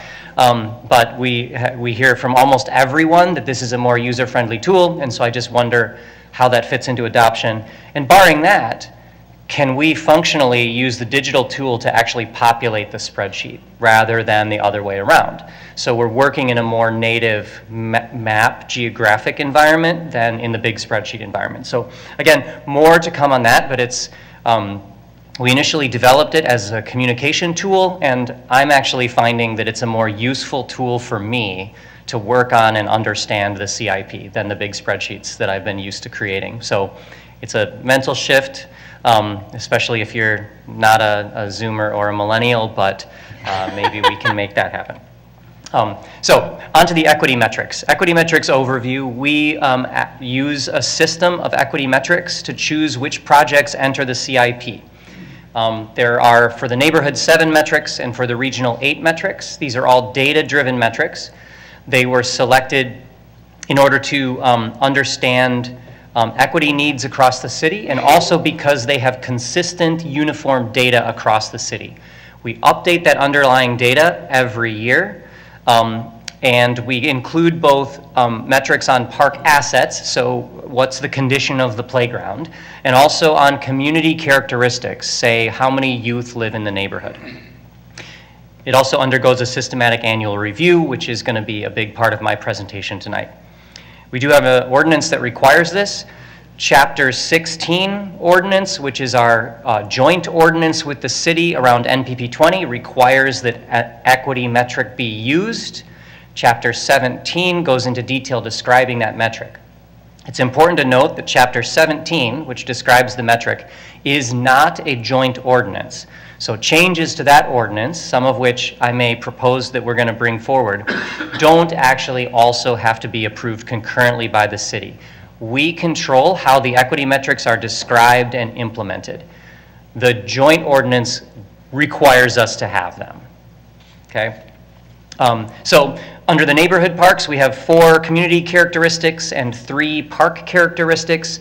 Every park gets a score on each of the 7, and that gives that park an overall score and therefore a ranking. On the regional parks, we have 3 community characteristics and actually 5 park characteristics. Some of them are similar, but there's also quite a lot of difference because we have a lot of different knowledge about assets in the regional parks rather than the neighborhood. And also demographically, the regional parks tend to span many, many neighborhoods, so it's harder to tie them to a single neighborhood in terms of demographics. So the scoring, as I mentioned, it results in a ranking of 152 neighborhood parks and 20 regional parks. In the past, I've said 19 regional parks. Yes, we inherited a regional park, a small bit of trail heading south from Lake Nokomis called the Nokomis Minnesota River Regional Trail. So that property will be counted for the first time this year, and then will come into the equity metrics. That property, that trail was built by Three Rivers Park District. It runs from Lake Nokomis all the way to the Minnesota River, as its name suggests. And Three Rivers had always intended for us to own and operate the portion that runs through Minneapolis, and that's now been finalized. After the passage of NPP 20 in 2017, we transitioned our CIP rather than wiping it out and doing equity only from day one. So there was a set of transition years, which we are now almost entirely through. From the 2023 CIP forward, there is only one project that was not selected under our equity metrics, and that project was in previous, and it had just been delayed Again, based on the equity metrics, it's one that kind of keeps getting delayed. So that's Fuller Pool that appears in 2023. I'm going to move on to an overview of the neighborhood neighborhood capital and rehabilitation program, and then I'll do the regional, and then we'll talk about the equity metrics review in some more detail. So in 2021, the MPRB in the city increased the amount of money that's being provided under NPP 20. These new amounts will drive the creation of the next CIP. You can see the amounts here. And this is the bonding, essentially, that comes in for capital and rehabilitation projects. So we used to have a flat $10.5 million per year, and that cost was then escalated. So in 2024, you will see that total becomes 12.281. The number tops out at 13.115 in 2026, which is the end of another 5-year cycle. So right now, we're just assuming another flat plateau, but we expect that there will be another negotiation at that time to understand how that can still continue to increase to keep up with inflation. So that's the big reason why we're doing this. With every passing year, we can build less parks for $1 million. So we need to continue to increase those dollar amounts. And just a quick refresher on definitions within the CIP. Capital projects we include in the CIP as park-specific allocations. Sometimes they describe exactly what's going to be done. Most often they don't, because we want to engage the community in what their priorities are for that investment once we get closer to initiating a project. These projects often involve a combination of a replacement of major assets and construction of new assets. So there's a lot of rehabilitation kind of built inherently into these. So, we may repave a court or refurbish an athletic field under those capital projects. But we also might build a new pump track. So it's kind of a mix of those things, again, guided by master planning. The capital projects also include the sort of standalone playground rehab program, which is really just about replacing playground equipment in existing parks. So that shows up in that capital portion because we want to link that to specific parks rather than having a big program that can be put anywhere. So under the capital section, we understand as staff that there is no flexibility for change without board-approved amendment. So if a park is in there with a dollar amount, that's what we have to do, unless we come to you and ask for a change. For example, we have Cleveland Park in 2024 for just over $1 million for plan implementation. That is what we will do at Cleveland Park unless we come and ask for a change. The total allocated in the 2023 through 2028, so the current CIP, 6-year CIP, under the capital section is $67.3 million. On the rehab side, we include those in 10 different categories. And these are strictly limited to replacement or improvement of existing assets. We're replacing a roof. We're improving ADA access into a building. We are doing a new boiler and air conditioning unit, things like that. Because they're not linked to specific parks, it does allow staff the flexibility to address critical failures in our system, sometimes on very short notice. And then we can also be proactive about rehabilitation. And I think the courts program that Jeff Evenson and his staff are running is a really great example of trying to be proactive and doing rehab out in the parks before we sort of lose a facility. And if, for example of that, you'll have a category of roofs, which is slated to get $510,000 in 2024. And the total allocated in the current CIP to the rehabilitation projects is $21.9 million. So I'll put this chart up and you can see kind of the breakdown. We have the NPP 20 capital, and then there's the NPP 20 rehab down at the bottom.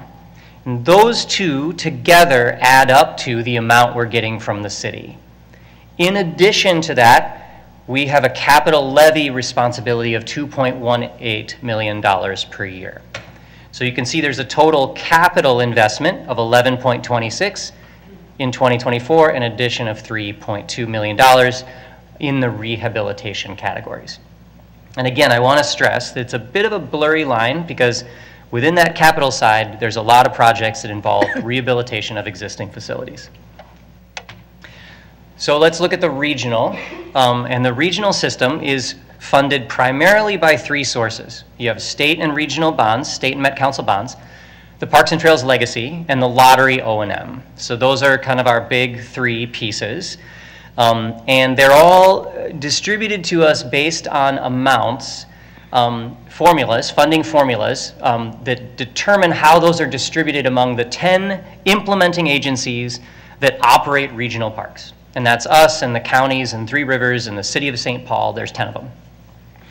So I'm showing the below chart because that's what's in the CIP now, but we expect that this will significantly change after the legislature finishes its work. I think you've heard from Council/Lobbyist Rice and his team before that there's actually some really good news on the front around regional funding.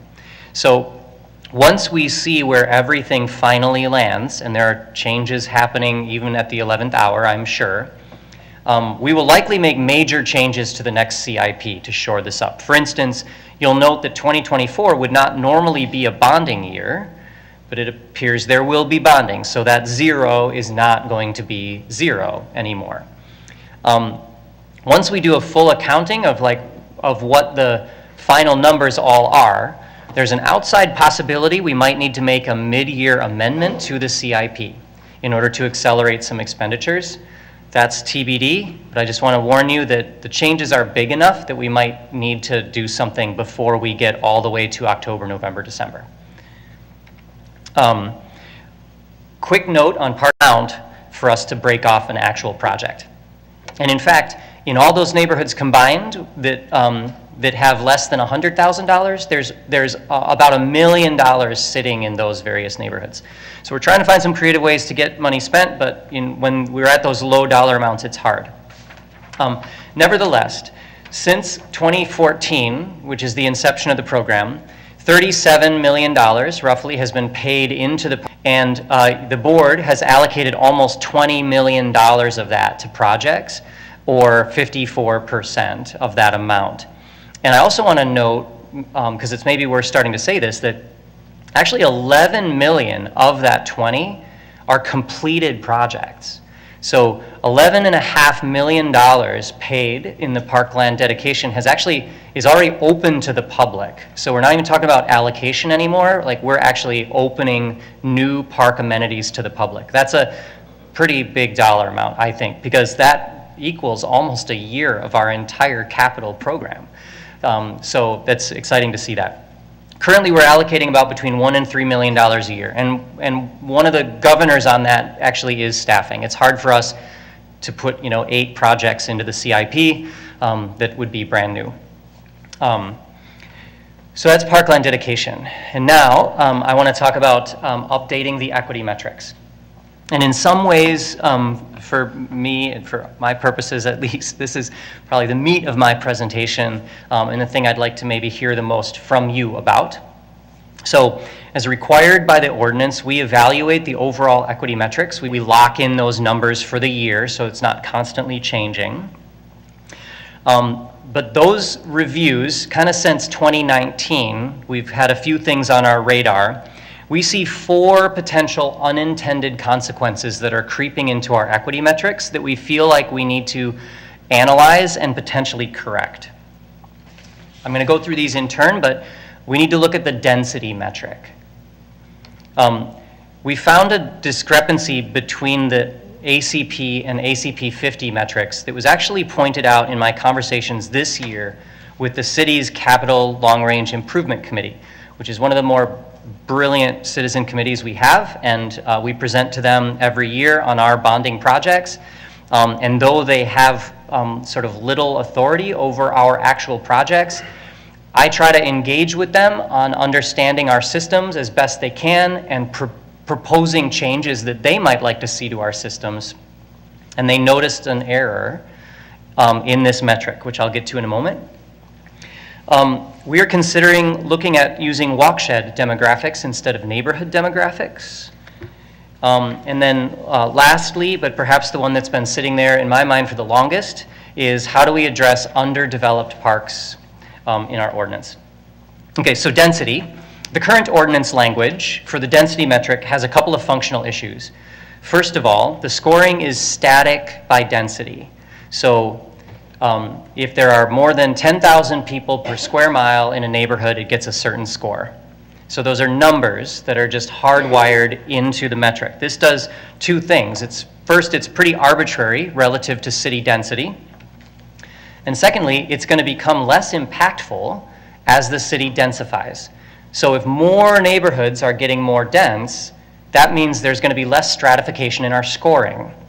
In addition, our scoring ranges actually from 1 to 3 rather than there being a 0, which is unusual among the community metrics. So it's kind of in every other metric, a park can get a 0, and in density it can't, which sort of almost over advantages the density metric. So we're actually proposing that the ordinance is amended to create a tiered system relative to overall city density. And we want to do a 4-tier system so that we have a 0, 1, 2, and 3. So for instance, the top 25% of densest neighborhoods in the city would get that 3 points, while the bottom 25% of densest neighborhoods would get 0, with the other quartiles in the mix there. And then those would shift as the city densifies. You would preserve the distinguishing factor of the density metric. We actually expect there'll be limited change to the park's actual scoring because it's more of a housekeeping thing, but we will be exploring exactly how putting the 0 in there affects park rankings and scores. So we hope to consider this and bring this forward to you as an amendment this summer in advance of the next CIP. So the ACP 50 issue is that during the Q&A session, staff was asked a question about the ACP 50 metric. They were really digging in, and we appreciate this question, and it highlighted something concerning. Since we originally developed the metric in 2017, the ACP 50 has always been calculated by census tract. We used to get this data from Met Council, and they calculated it by census tract. And then when we started doing it, we mimicked that reporting and did it by census tract. However, the ordinance language reads that each neighborhood park within a single neighborhood shall receive the same score for community characteristics defined by this section. I'm going to show you a map so that we can get this. So this is a map of the Whittier neighborhood. And the Whittier neighborhood is interesting. It's not totally unique among neighborhoods in the city, but it actually has portions of it that are within an ACP 50, portions within an ACP, and portions that are within neither. And just really quickly, an ACP means an area of concentrated poverty. An ACP 50 means an area of concentrated poverty where 50% of the people are people of color. And we give 5 points to parks within an ACP 50, 3 to parks within an ACP, and 0 to parks that are elsewhere.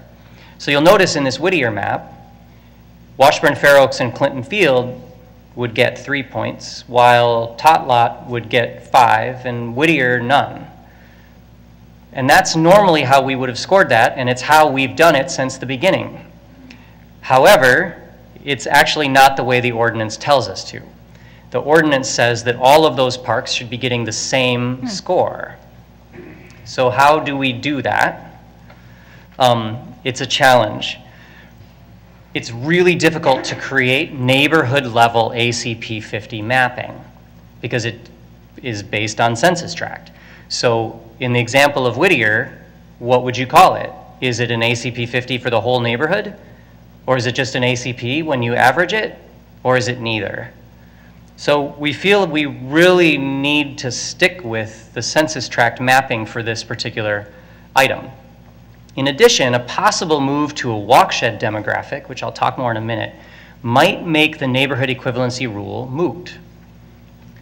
So we actually think we might like to strike that line from the ordinance because all of the metrics are already operating kind of on their own, and that requirement acts sort of as a header to look at some equivalency between parks within a neighborhood that's maybe not totally necessary, because even within a neighborhood, some parks may need to be scored differently.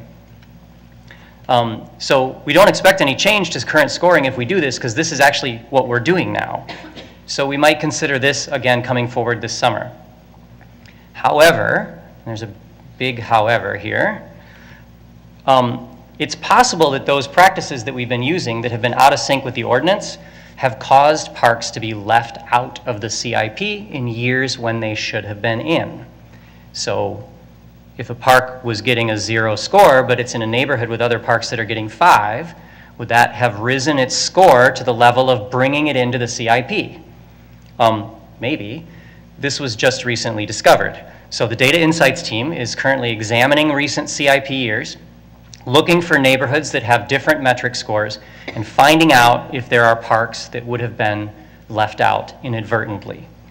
If we find any, we want to make a recommendation on that. That'll be brought forward to you in the next CIP, and we'll clearly explain why we're wanting to move a park up in the line because of this discrepancy. Obviously, we still have an ordinance in place that should have governed this metric in past years. And even if we change it, we still need to look back and make parks whole that should have been invested in under the ordinance. It's really complicated, and it makes me, frankly, a little queasy. Again, for community members in a community group to be so invested in understanding our system that they could point this out and discover it to us when we've been doing this for years, I'm thankful for that, and now we can take steps to both rectify it and then correct it going forward. So it's not with a light heart that I sort of bring this particular item to you, and it's also a very recent development, but in the interest of transparency, we want to be talking about it. So moving on to walk sheds. When the equity metrics began in 2017, walk shed mapping was in its infancy. Like it was pretty rough. It was hard to do it. However, now it's actually pretty great. And so we want to think about whether the ACP 50, the density, and the youth metrics should be calculated by neighborhood as they are today, census tract or neighborhood as they are today. Because if we look at just neighborhoods, it may not accurately represent the people who have access to that park and therefore the likely use of it. And I think that's particularly true for parks that are at the edges of neighborhoods. I have another map for you. So here's Bryant Square Park and Painter Park, both of which sit on the edges of their neighborhoods. And what you're seeing there is a walk shed of Painter Park.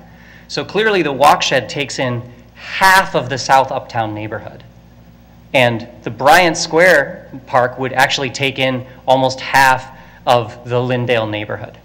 And what makes this important is that South Uptown has a very low youth population and actually gets 0 points.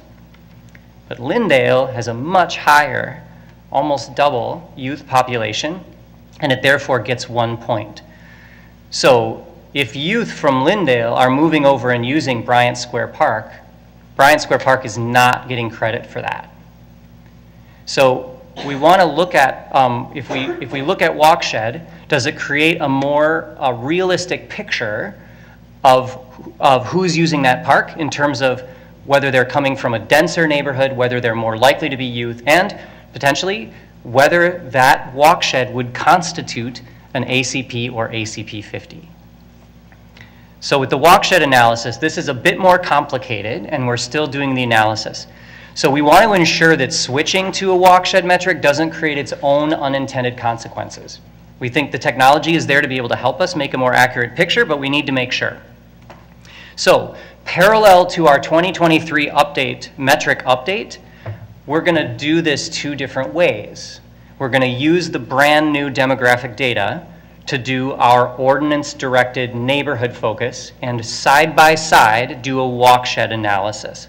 This will allow us to compare the current practice to a new method at the same time, and also eventually to communicate publicly about the benefits or drawbacks of moving to this option.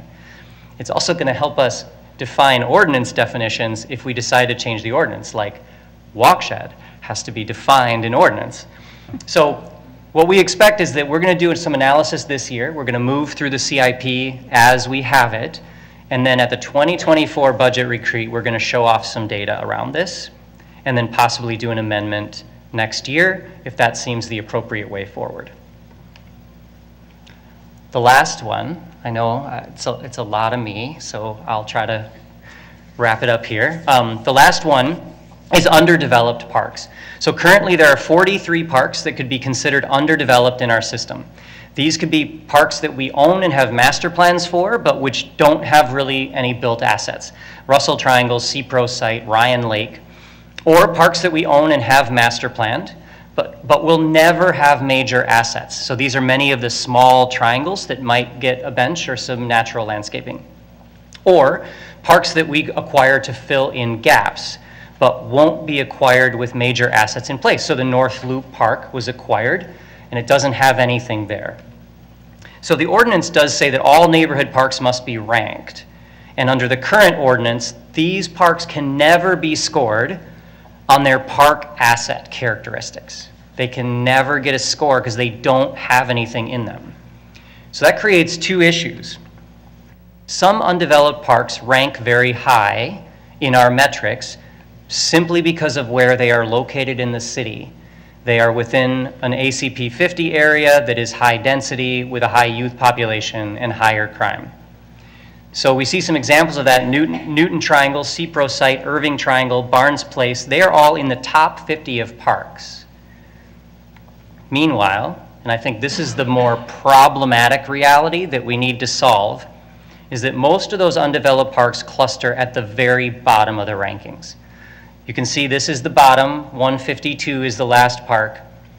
Look at all the green parks in this area. There are dozens of undeveloped parks that sit all the way down there at the bottom because they're not getting any scores on their assets. So, a little bit of history. We've been worried about this for a while. For some years, the underdeveloped parks were ranked by staff, but were held out of the CIP by the Board of Commissioners. In 2020, for the 2027 funding year, this changed, and we brought 7 underdeveloped parks who had high equity rankings into the CIP all in 1 year. We believe some of those parks won't actually fill recreational gaps in our system. They're there solely because of where they're located. And also, as I mentioned, if this practice continues, dozens of undeveloped parks will occupy the 2032 to 2034 years of the CIP, which is right before the expiration of NPP 20. I think that's a challenge, to be spending years on undeveloped parks right before we're thinking about re-upping. So, we developed a new metric for the undeveloped parks, and the goals are pretty simple. We want to work to implement the master plans for those undeveloped parks concurrently with those for developed parks.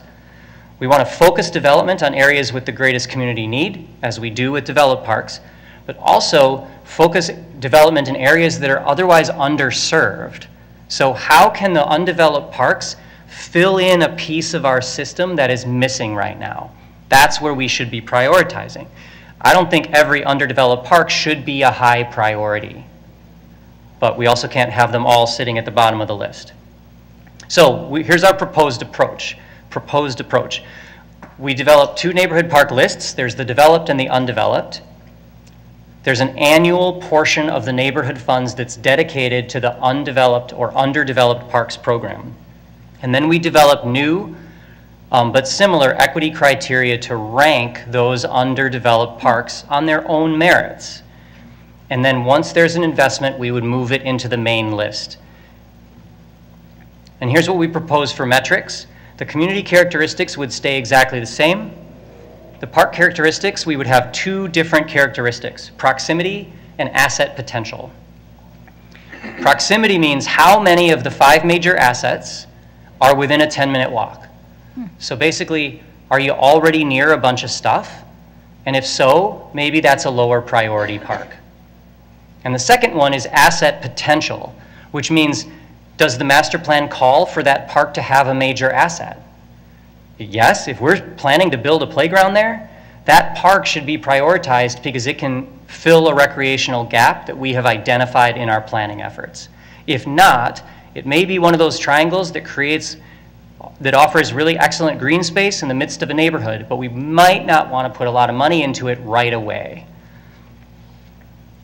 So you can see we keep the community characteristics points total up at 12, and the park characteristics is 10, which keeps the theme for our other equity metrics of always overvaluing the community characteristics compared to the park characteristics. So there are parallels there.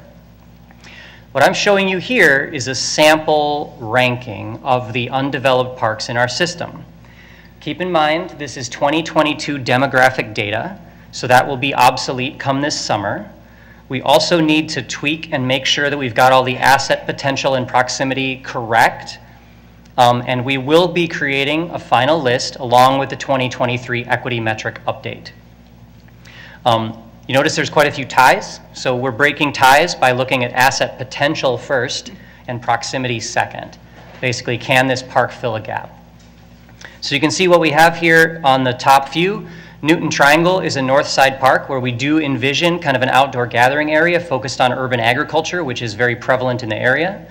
The CPRO site is in the Midtown Phillips neighborhood where we expect to build another playground and have some other work happening this year. The North Loop Park site is the undeveloped. It is the only neighborhood park in that neighborhood. It's completely undeveloped right now. Excuse me, Solomon Park in the far south is a very large green space with a lot of things planned and no improvements at the moment. Ryan Lake Park is in far north Minneapolis. There's visions of doing some additional stuff with trails and boardwalks in that location, but again, not a lot there. Few people really even know where that park is. Also, as an offshoot to Ryan Lake, there's a secondary site which would see a playground implemented in a neighborhood that's kind of cut off from all the other playgrounds. So these are just some samples of how these top parks would actually fill a recreational gap in the system. So we have some criteria for what it means to be developed, and again, this is an ordinance thing, so if we bring this forward, there'd be plenty of time to review some of the details here. And I also want to be clear that once we invest in an undeveloped park, like all the developed parks, it would be considered to have gotten its NPP 20 bite of the apple, and it would not be invested again until we came all the way around. So the funding impact, which I'm sure people will be concerned about. So the undeveloped parks are right now moving into the CIP already. So this is really a question of when we're going to touch them, not are we adding burden into the CIP. So we're either going to bring these in mostly over 2 or 3 years at the very end, or we're going to sprinkle them throughout. Investing in this new way at any amount will actually not have an impact on when we get through the NPP 20 parks, which we expect to be in 2034 at current funding levels adjusted for inflation. So based on tonight's discussion, we'll refine an ordinance amendment, and we will present some more detailed funding implications, like year over year, when that comes forward. And we would like to consider that this summer in preparation for the next CIP, concurrent with addressing the density and the ACP 50 issues. So just a couple of food for thought before I turn it over to Michael Schroeder. Does this seem like an equitable way to bring underdeveloped parks into the system? Are there other criteria that we might like to see to prioritize? What might the annual investment amount want to be? Other questions, thoughts, ideas? And then that's the end of my presentation, and Michael Schroeder is going to talk about rehab and capital, but do we want to pause for questions? I will pause for questions. Commissioner Music. Forney. Thank you, President Forney. Lots of new information to process there. I thank you for taking the time to explain to us some of the rationale behind it.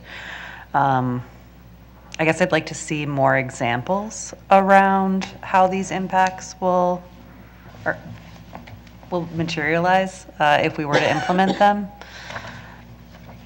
Because I do understand that we don't want to be ranking a park that isn't in an ACP 50 area as that criteria, because it devalues that ranking for the other parks that truly do have people of higher need living in them. So if we could see some more examples, I think that would be helpful. I also wanted to thank you for bringing the underdeveloped parks into the mix in a different way. This is something that I've brought up many years in a row now, particularly because a very large park in my district that we acquired, I think, over 20 years ago and named after one of my predecessors, who was very involved as a coach and beloved by the African American community in the South Side. We've invested nothing in it, and I think it's a tragedy. So I'm hopeful we can find a way to ensure that we can respect his memory by investing in that space. And at first glance, although I do have to think about it a bit, the approach that you're proposing does seem reasonable. Thank you.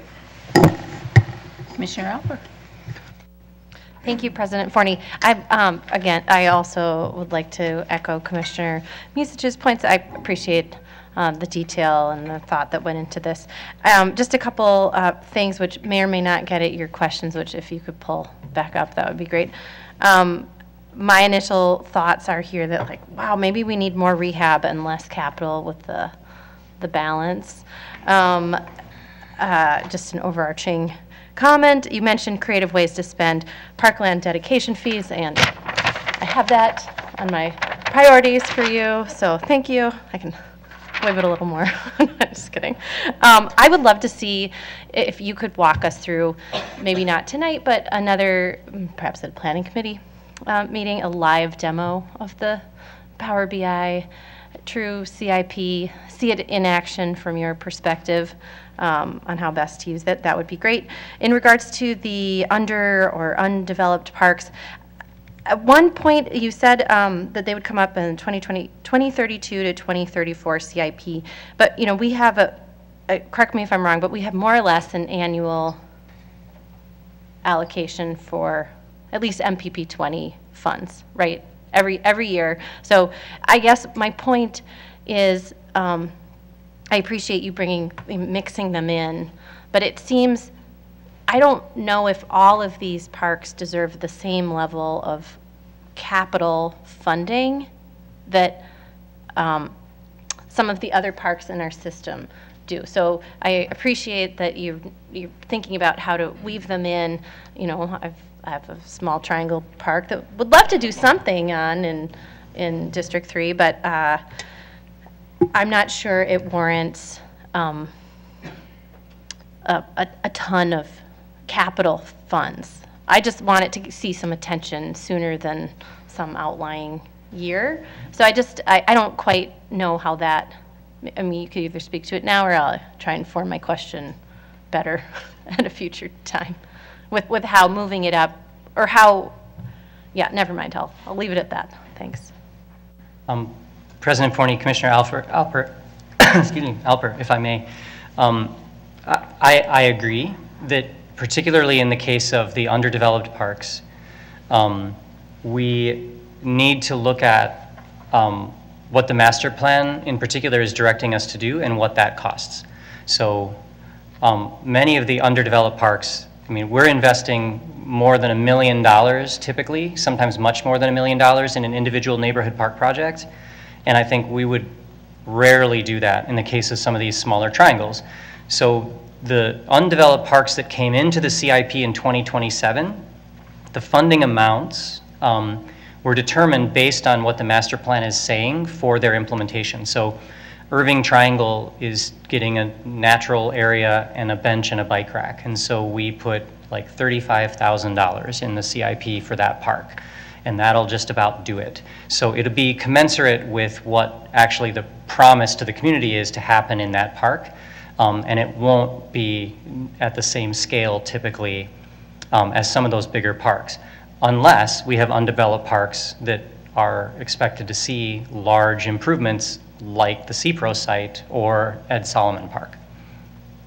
May I just respond real quick? Thanks for that, appreciate that. And you brought up something else for me because you mentioned natural areas. And I think you have a slide in here where it said capital and rehab and things that are done under each. And you don't have to go back to it now, but it would be great to get that in a little more detail with like natural areas, I guess that's kind of news to me, that could be a capital project. And then I think you said there were 10 different rehab areas. It would just be great to have that as a refresher. That slide was very helpful. Thanks. A little more detail there, too. Great. Commissioner Bennett. Thank you, President Forney. I think there's a bit of alignment I'm hearing so far here, and also thank you, Mr. Arvidsson, for the presentation. It was great. I'm of a mind to say, yeah, I like the strategy for, bringing the undeveloped parks in instead of trying to do them all at the end. That makes a lot of sense. And also, those spaces are there, they're available. They're not on the tax roll anymore. They should be made into inviting spaces if at all possible. The other one is the kind of the redoing the formula around the basic metrics.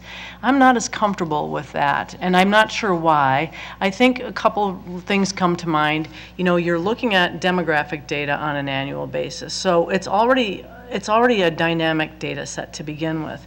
The idea of making another part of that data set dynamic, maybe for what could be maybe really incremental changes, in this overall plan, because at the end of that period of time, all the needs will have been addressed. So it might make a little difference shifting here and there, and I'm not sure it's worth it because it seems more confusing to me and maybe to the public. And then I think the other thing is there is some benefit, I think, to that neighborhood unit, because neighborhoods are relatable to people, they can understand them, that neighborhoods engage on a neighborhood level. They like to understand what's happening in their neighborhood or not, the people in their neighborhood might go to this other neighborhood and do some things, like Painter and Bryant example, but there's an investment there that people have. And frankly, neighborhoods tend to align more with our districts. So I think that maybe leaving that underlying formula a little bit alone right now, but thinking about maybe under what circumstances would you change that formula and at what kind of interval? Because I think making the data too dynamic, I think, is confusing. So. Commissioner Vance. Thank you, President Forney. So, Professor, there's a little inside joke from earlier this week. So, Adam, that was a really great presentation, and I know I saw part of it earlier this week. And also, I really enjoyed hearing the reflection that you're doing in your work around taking suggestions in places and not just holding on to that. And the fact that you noted that there were some mistakes or changes that we noticed is really important, because it means that we're really trying to innovate and really trying to refine the tool that we've created to create equity. And I think that that's really important in our practice, especially as you go forward. So the walk shed, I'm actually really excited about the idea of a walk shed. I like that term. It might be more reflective of how people move within the communities. I hear Commissioner Benny's idea around neighborhoods and how it makes it maybe a little easier. Is the walk shed idea something that might come into play for those park dedication funds? So I'm wondering, is that, you mentioned in your presentation about parkland dedication, and there's 86 different pots.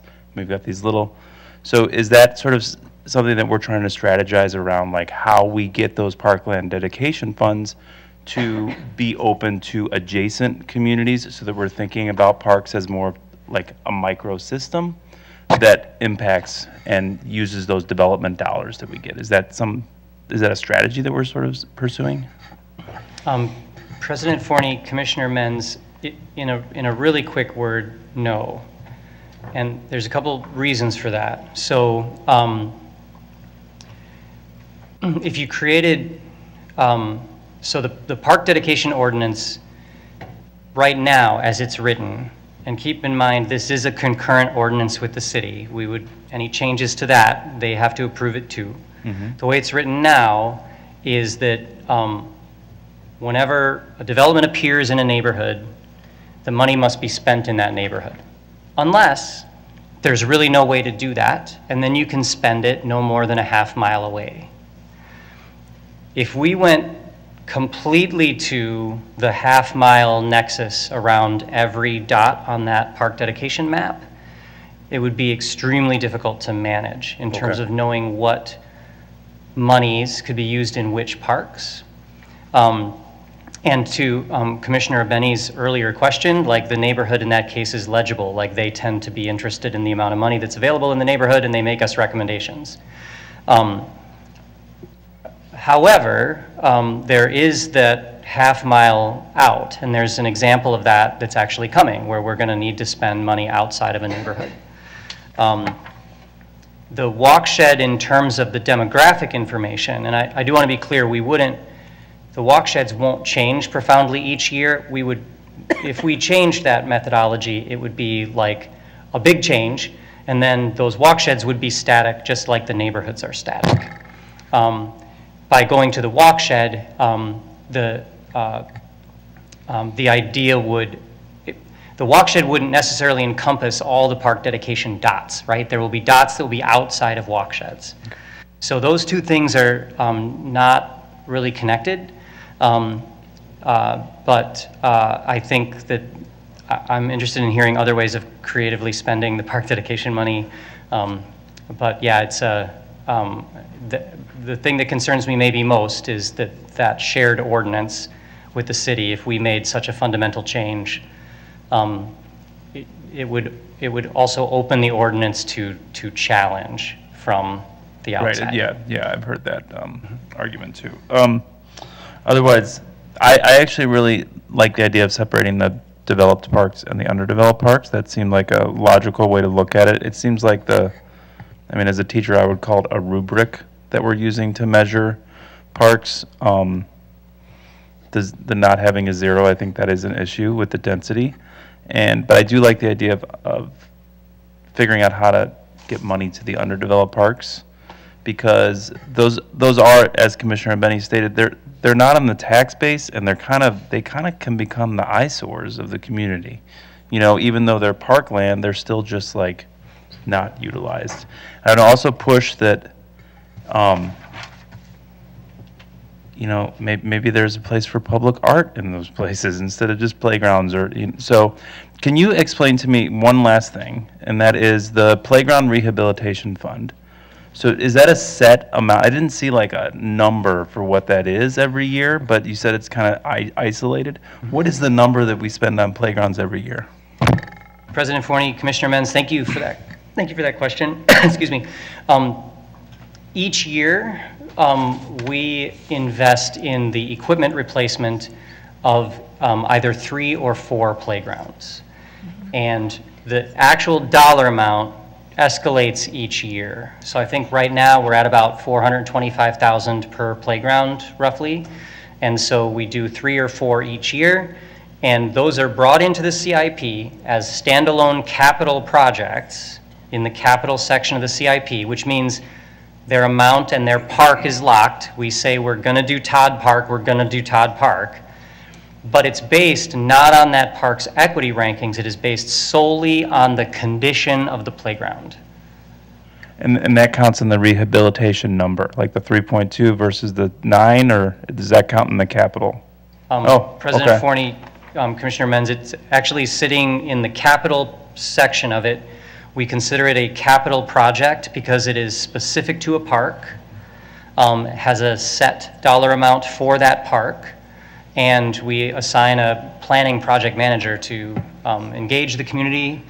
There's quite a lot of engagement around it, not in the same way as when we repave a court. So we consider it to be a capital project, even though clearly it could fall also in that rehab definition. So that's why I say there's a fuzzy line sometimes between those.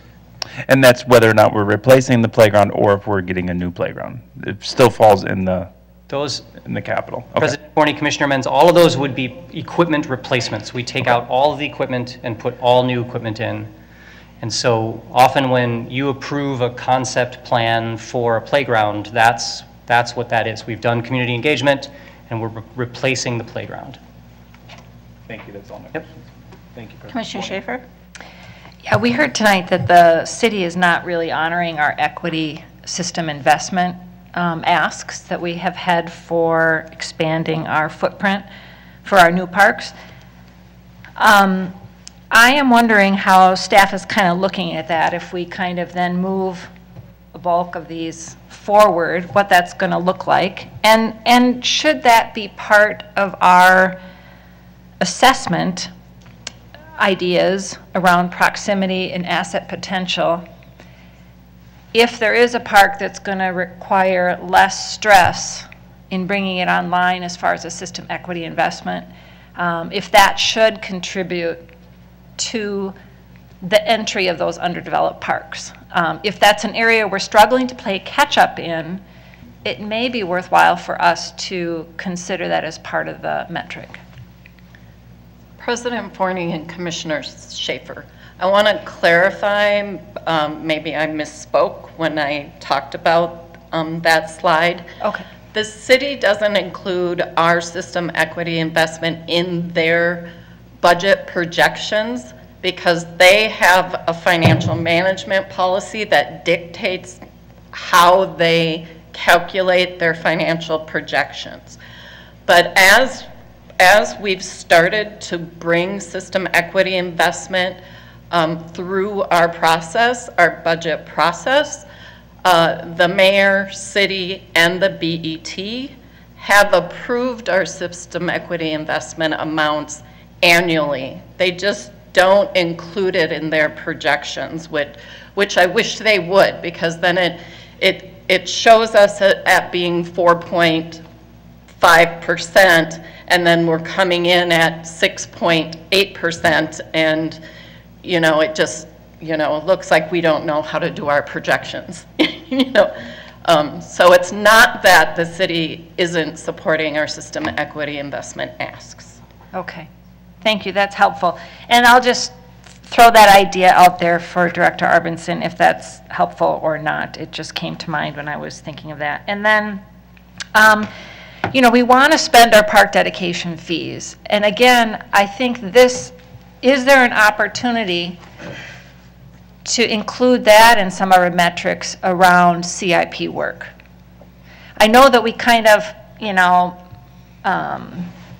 informally look at what neighborhoods may have larger pots, but I wonder if it would be helpful if we really want to prioritize it in a systematic way, for us to say, okay, this is going to be another measure of our CIP work is, maybe it's a column and it has a low percentage compared to our other factors.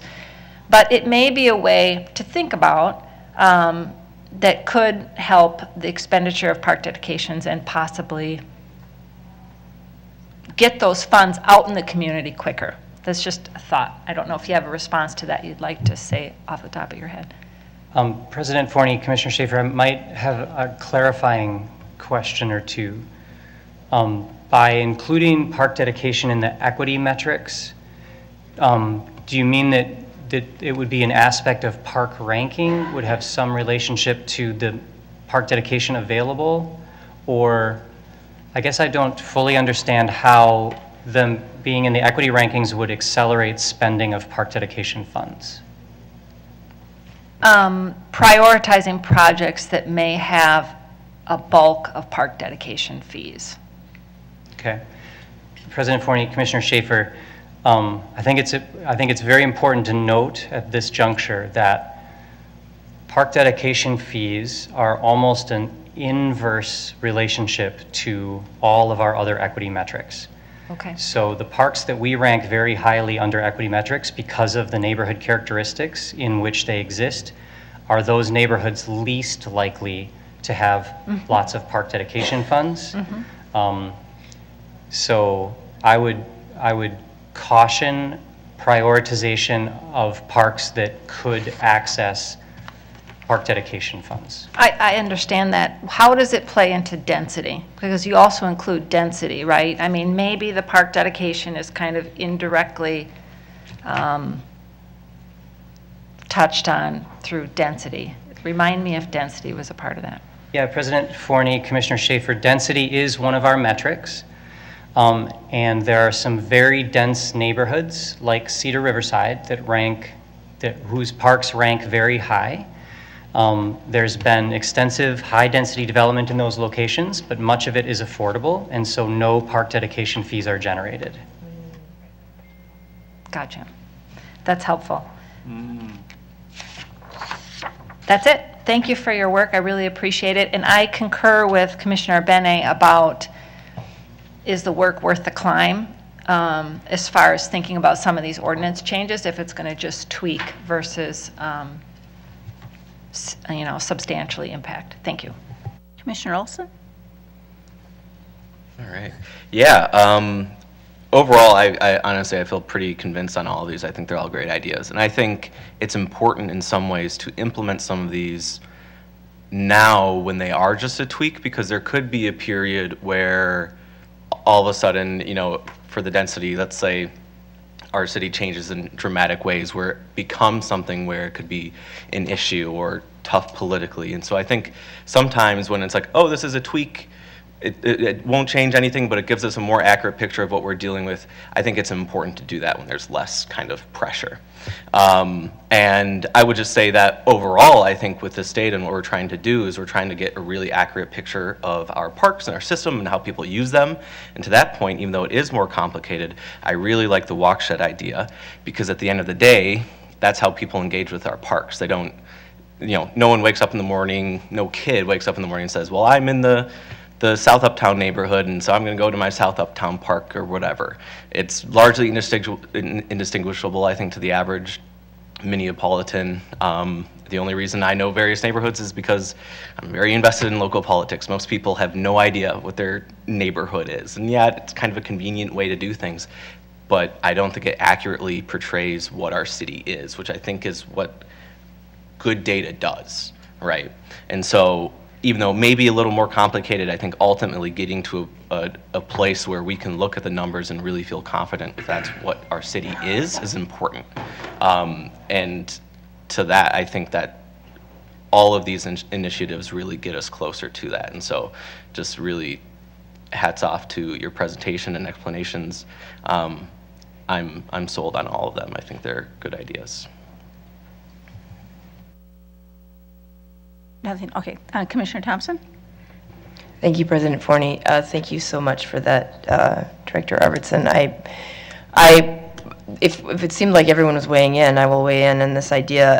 I think this is incredible work, and it's laid out so well.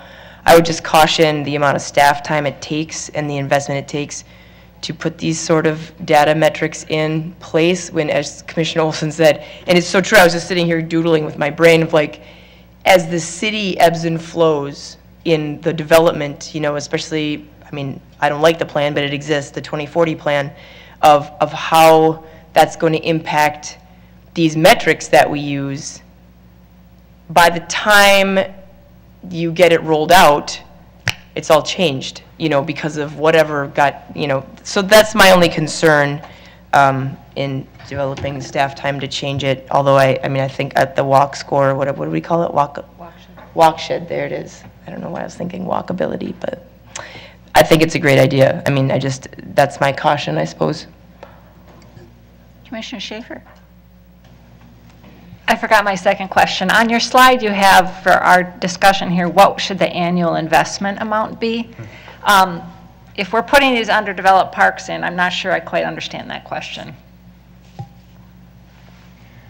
President Forney, Commissioner Schaefer, I think our proposed way of investing in underdeveloped parks is that in each CIP year, similar to maybe the playground rehabilitation program that I just mentioned, within each CIP year there would be a set amount of dollars that would be dedicated to the undeveloped parks. And so whatever that dollar amount is, we would go through the undeveloped parks list and invest appropriately based on the master plan until we ran out of money.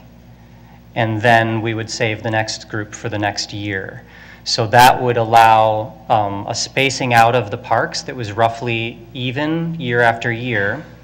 And in terms of staff management, we would also know that there's a certain investment in undeveloped parks that's going to happen each year, and the rest would be our more traditional developed parks.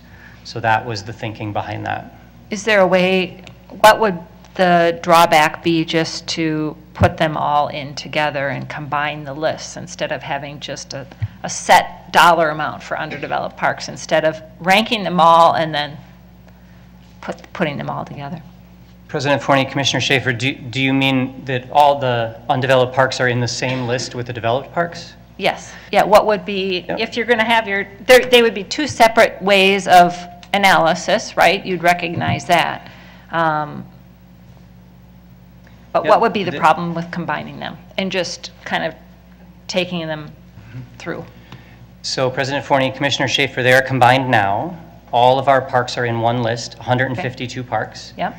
And the two primary issues are that some of the parks pop to the top of the list simply because of their community score, even if they're not ever going to provide much recreational asset. Mm-hmm. But the bigger problem is that almost all of these parks end up at the end of our rankings. So we will spend years near the end of NPP 20 doing nothing but undeveloped parks. So they're currently, proximity and asset potential are the way they are ranked in the system right now. No, President Forney, Commissioner Schaefer, there is no special ranking for undeveloped parks. They are there is no distinction in the ordinance between developed and undeveloped parks. But you're proposing a new way. Yes. Why can't we use that and put it in with the others? Why would you not combine them?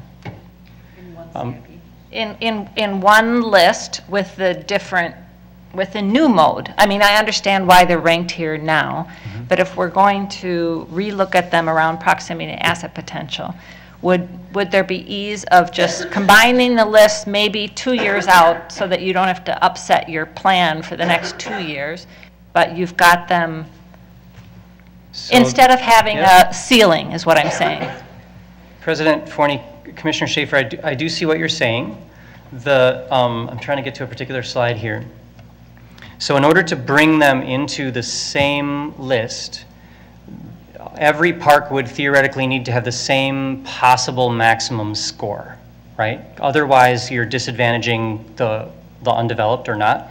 So on this chart, when we're seeing 12 points for community characteristics and 10 for the park characteristics, under our neighborhood metrics, we give 11 points for various park characteristics.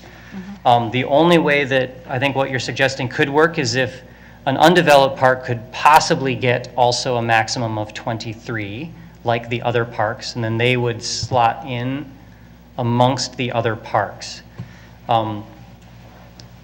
It's something to think about if it's easier for your ranking to say instead of 5 and 5, maybe it's, what would that be? 11 and a half and 11 and a half to get to 23. Yep. I just think the simpler we can make it, if we're going to have one true CIP that's going to be a map, everybody can look and see what's going on, the simpler we can make it, the better, versus a separate list with, okay, here's our map of CIP that we're going to work from, and here's our map of, Yeah, President Forney, Commissioner Schaefer, we would not create a second CIP map. So the undeveloped parks would be in the CIP along with everything else. It's just it would be this list that's on the screen in front of you now. It would be a second list from which we would pull, and we're already doing that with the neighborhood rehabilitation program. We have a list of neighborhoods ranked by asset condition only, and each year I grab the next 3 or 4 and pull them into the CIP, and then they show up for approval by you and they show up on the map. But I am interested to see what would happen if I took this list with its scores and merged that with our overall list and use these scores instead, and to see where they would show up amongst the other developed parks. I think that's a worthwhile experiment. Thank you. Commissioner Alper? Thanks for recognizing me again.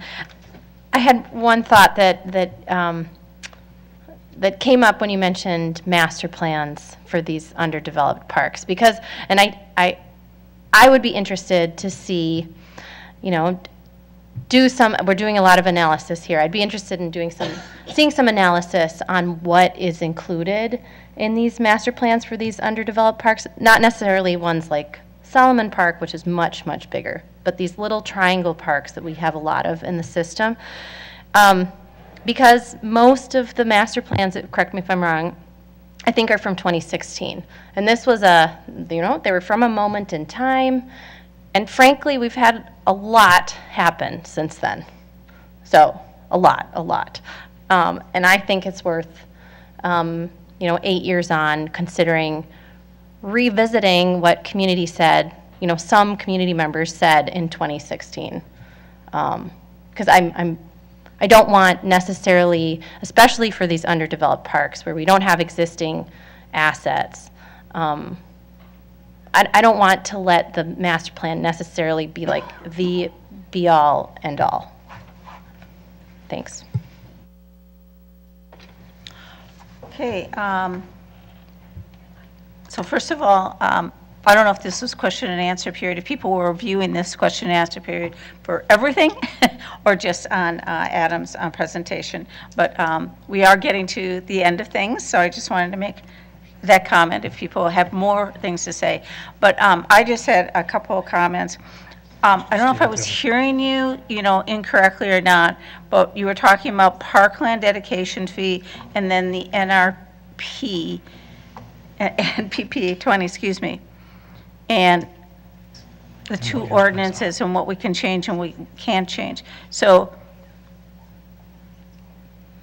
remind me, the commons, there was an exception that was made as far as the development there, that around that it would be all go to the commons. Anyway, there was some sort of an exception that was made, or what should I say? We had to go and ask for permission. Is that correct? President Forney, you're referring to park dedication expenditures on the commons? Exactly. Yeah, there was an agreement that created a zone around the commons, Right, within which all of the funding up to $8 million, is it $8 million? something like that. All the funding over 10 years up to $8 million would go to essentially pay back the creation of the commons. Right. And we needed permission from the city from that, or we had to pass it by them? Just remind me of how we orchestrated that, sorry. President Forney, yes, it was essentially approved concurrently with the city. Okay, great. And I just wanted to make sure, since I heard that some things we can change, but some things we can't change, and just understanding which, so there are two different ordinances, and, right. Okay. Yes, President Forney, the park dedication ordinance is a concurrent ordinance. And then the establishing ordinance for NPP 20 is a concurrent ordinance. But the ordinance that describes our equity metrics and how they function is just ours. Okay. Well, first of all, I just want to say, brilliant. I love, the analyzing, reanalyzing of how you're doing these things, and I love it. One question that did come up is our definition of triangles, and there's undeveloped parks and then there's triangles, and whether or not maybe having a better understanding of what those things are, what defines a triangle, things like that, might be helpful to establish. President Forney, what I refer to as the underdeveloped parks are any parks without one of the 5 major assets, which are buildings, aquatics, play, courts, and athletic fields. And some of those, many of our triangles fall into that category, but not all of them do. And there are also underdeveloped parks that are certainly not triangles that can be very large. So the distinction isn't necessarily between like triangles and not. It's what assets are existing in those parks. And then many of those triangles don't have major assets planned. Some even larger parks don't have major assets planned. And then that's what figures into one of the metrics that we're proposing. I guess what all I'm saying is that in looking at that, if there might be some more, I just want to say, categories, something like that, just to consider it. That's the only thing I'm saying. Other than that, Yes, Assistant Superintendent Schroeder, did you want to continue, or? No, I will. I'm going to try and go through this fairly quickly. So we'll put all this stuff up on the website, and please reach out to me if you have questions. I know we're getting slightly behind, and this is a really complicated chart that dates back to 2016 when we were putting the NPP 20 plan together. But this is kind of the other part, and Commissioner Alper started to mention the question about how do you decide what's in rehab and what's in capital, and this starts to get to it. So we really look at this in terms of not just which department is doing the work, and you can see across the top of this there's an asset management category with a big circle around it, and a design and project management with a circle around it. They kind of overlap around some of the rehabilitation projects. But as you go through here, it's really important to understand what we're trying to do. We're trying to look at our assets in terms of a life cycle. So we have things that we have to be doing to maintain an asset. There are things that require an immediate response, and that's a repair. And then the rehabilitation are those activities that we'd be undertaking either through asset management or sometimes through design and project management that are intended to perpetuate the life of an asset until it comes up in its time for a capital replacement or a replace and invest. And replace and invest here is essentially our capital projects. There's different kinds of engagement that we have with different sources of resources that we use for implementation, but I'll leave this here. You can read through it, and then I'll answer questions for you. What really becomes important is kind of the apportionment or the allocation of dollars within the fund. And I'm trying to use a couple of really simple examples to show you how we have been typically apportioning funds between rehabilitation projects and capital projects, or in this case, replace and invest. When we started out, we didn't know what the right proportion should be. We landed on 35% rehabilitation projects, 65% replace and invest. And it's been holding true to that mostly, but that's a determination that we make as staff based on what we're seeing as needs, and we bring it forward in the CIP. So it could change every year, and in 22 to 23, you do see that there's not only a change in the amounts as the amounts increase between the 2 years, but there's actually a change in the percentage. In this case, it's because we had done a shift, what we called the COVID shift, and where we couldn't do as much capital work because we just couldn't get out in the community to do the typical amount of engagement. So now I'm just going to take the rehabilitation portion of it and assume we can get to the point where we said there's this many millions of dollars in capital, this many millions of dollars in rehabilitation, and we have all these categories. And I realize I'm missing one that would be synthetic turf replacement. But every year we sit down between design and project management and asset management, and we determine what's the appropriate amount of dollars to be put into each category. And if you look across between the two charts, between 2022 and 23, you'll see that the amounts vary in different categories per year. At the time when we started this, the ADA was a big thing. I think we had just received these multiple volumes of the ADA transition plan, and we figured that was a major part of our work, and it has been ever since. And so for the first 5 years, and it's actually continued, we allocated $800,000 a year in the rehabilitation portion of MPP 20 to dealing with accessibility improvements.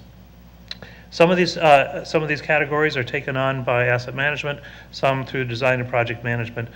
Sometimes we take rehabilitation and we roll it into a capital project because there's just more efficiency in taking on some rehabilitation work in a larger project. And then keeping this short, all of this decision-making that we try to make behind the scenes, looking at what the asset condition is within the rehabilitation category, determining what's the proper percentage to put into each of the two portions of the fund, gets rolled up into the capital improvement program.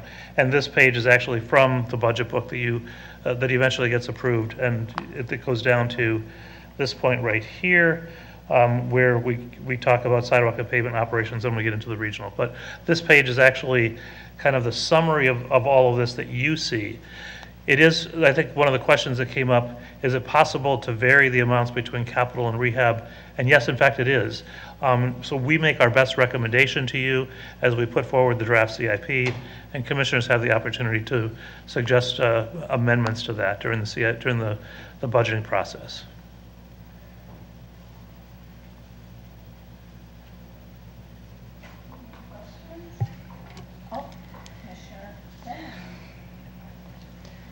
Thank you for that explanation. That was a pretty sweet-looking chart, too. I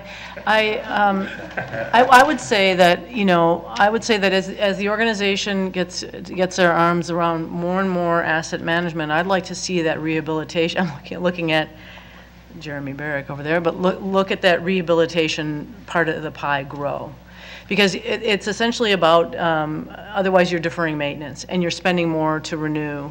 So, I mean, maybe, I don't know if it's during this term and if I'm going to be, have another term at this, but I think that I think we can be doing some more upfront investment in just basic maintenance, frankly. So, President Forney, Commissioner Benny, we actually have been talking about that. In fact, Director Arvidsson and Director Swenson and I had a discussion about that today because one of the things that might come out of some of the work that we're doing with the Diamond Sports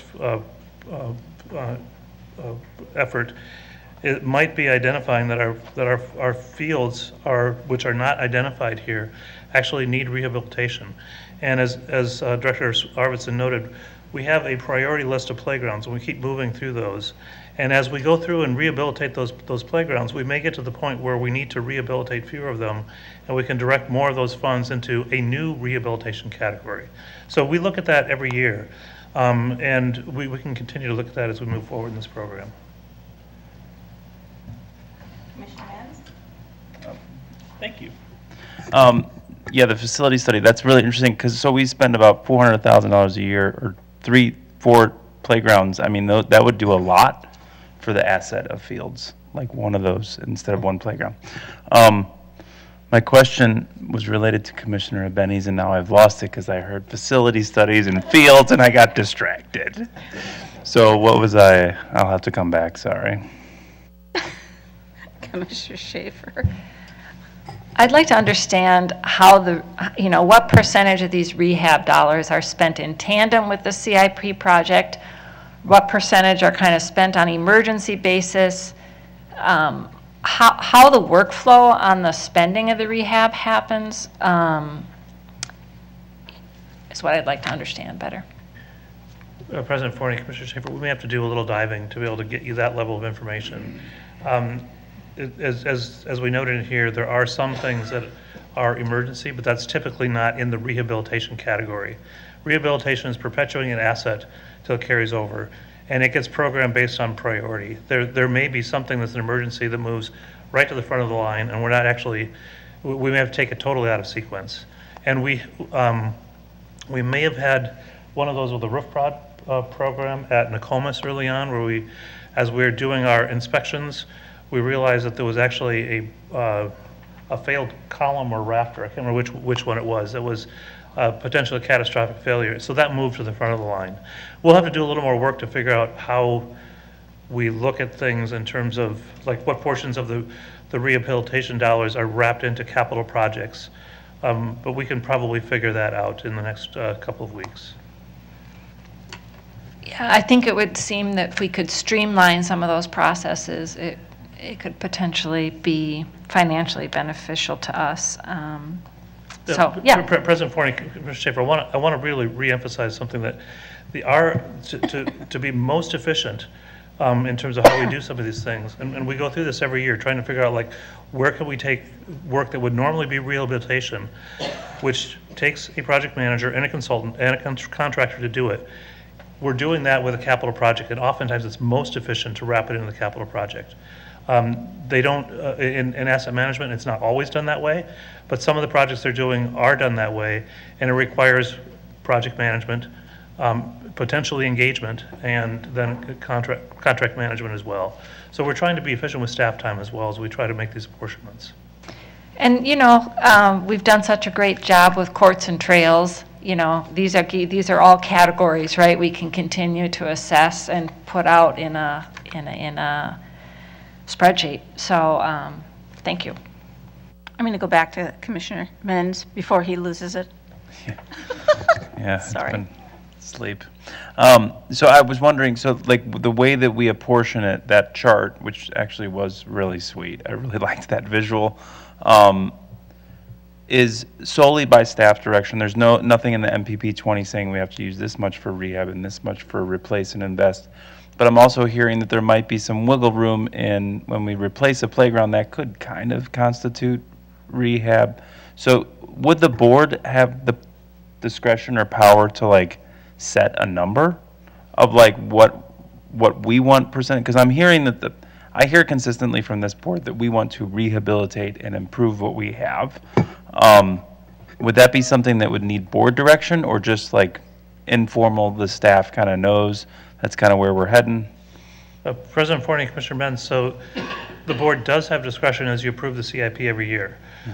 The one thing that we're very cognizant of is that we need to be doing rehabilitation projects because there are some parks that will only come at the end of MPP 20, and we have a long time to go before we actually get to investing in that. So we need to direct some dollars. We know we have to direct dollars to those projects every year in terms of priority. The other thing is that we're obligated under MPP 20 to get to every neighborhood park with a capital improvement project, not just with a rehab project, with a capital project. And if we take too much away from the capital, we will fall short of meeting the 152 parks needing capital improvements. And the way that would be modified would be to take the parks at the end of the list and actually reduce their allocations when their time comes to accommodate more rehab work.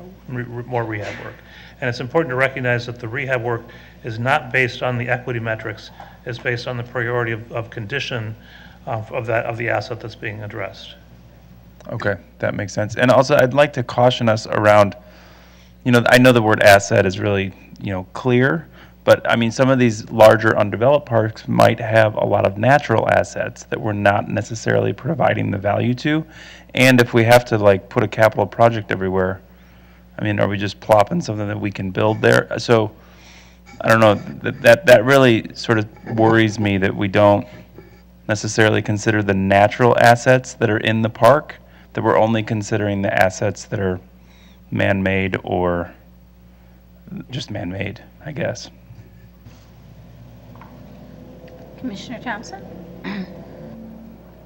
Thank you, President Forney. Since, based on Commissioner Benny's comment and then Commissioner Menz, I was thinking about it. I want to clarify about fields. I figured we're here now. Sorry it's late, but so many of our ball fields are in disrepair, and I know that we have our new technical advisory committee that's coming together. Fields are not part of this. Is this correct? Like maintenance of ball fields, or even just soccer fields, any field sport type field is not in the maintain, repair, like that's not, the funding source is not in this. President Forney and Commissioner Thompson, I want to be careful what we say about maintain, because they are being maintained, but their condition isn't being improved. So through the rehab program and under the first category here, there was an additional infusion, I think initially of $3 million, that was directed to asset management to improve the frequency of maintenance that would be performed on things throughout the system. That amount has grown through the years. So we have to be careful about looking at, I think, what we call maintain versus rehabilitate. Rehabilitate is actually, or under the replace and invest, is actually a significant change to the field as opposed to mowing, striping, or replacing fencing like that. Those are maintenance activities. But I guess that's the clarification I would need to, because I know I'm mentally thinking of several fields right now that striping and mowing they need, like the weeds are growing in the dirt, right? And so would that be under repair? I'm trying to wrap my head around this as I have conversations with people, and even just like in our budgetary time. So would they fall under that kind of category? So I don't mean to be like, let me try to explain this. If we were, the weeds that are growing out there are being mowed. They're being maintained, but it's not what we want as the field. In order to get rid of the weeds, it's more than maintaining. We actually have to do some rehabilitation to the fields that have been installed and probably never improved since they were first put in place in the 50s. Right. I mean, I guess that's, and when the weeds, I'm not talking about growing in the outfield. I'm talking about like weeds in between first and second base, like that, like where. So I didn't know what kind of funding, how we would put funding toward those kind of things. It would be okay. That's what I just wanted clarification around. I think I have it. Thank you for indulging me. Thank you. Commissioner Alper? Thanks, real quick. If you could go to that last slide with the 2023, that one. I would love it if next time we see this or when the 2024 budget comes around, that we could get some sort of sense of what these are equivalent to. So for example, I'm going to throw out an idea here that the, where was roofs? 600,000, maybe that's like one roof. Or maybe Right. not even one. Or maybe not even one. Right. I mean, that would just be helpful for us to understand what we're getting out of it. So even, you wrote me about Central Gym Park and the HVAC and saying it might cost 60 to 100,000. So if I look at heating, ventilation, and air conditioning here, 350,000. So that's like 3.5-ish, maybe 4 HVAC updates. President Right? Forney, Commissioner Alper, not necessarily. No. A complete replacement of and it's difficult because our recreation centers sometimes have 3 or 4 different heating plants and almost never air conditioning.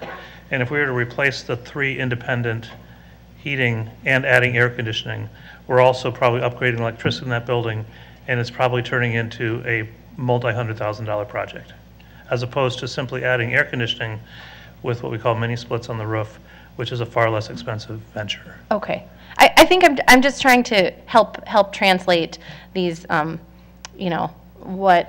$454,000 is into like tangible things that we can communicate back. That President what are Forney we getting out of and it? Commissioner Alpert, I don't, again, it's difficult because it's rehabilitation, and we never really know what we're going to run into when we start looking at HVAC or things within buildings or the ADA. And in fact, we end up having to do more work depending, according to bring our buildings up to code as we get into ADA. So we could tell you what projects have costs in the past, but it would not be any guarantee for what a project might cost in the future. And it's the reason why when we look at how the dollars are put into this program by project, it's a list of projects by priority that we plow through till the dollars run out. And when they run out in a year, the first project, the next project on the list is the first one the following year. It's the only way we can really manage it because we can't tell what a rehab project will cost sometimes until we really get into it.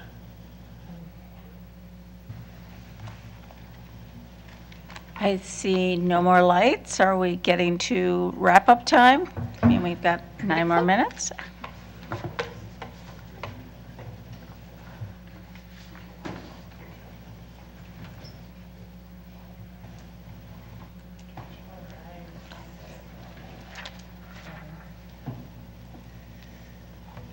Thank you, Julie. I'm going to go a little off script, so be ready. This could be really.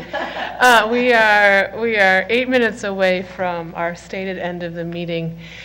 You've got 2 things in front of you before we would be done. One of them is to complete this worksheet and look at the second part of it. And you might have the same priorities now that you had at the beginning. That's totally okay. Just put same priority. But the off-script piece I'm going to do is I'm going to let the superintendent do his closing remarks. And so then, after that, when you are done with your worksheet, you can go. So just hand in your worksheet before you leave. Superintendent, closing remarks?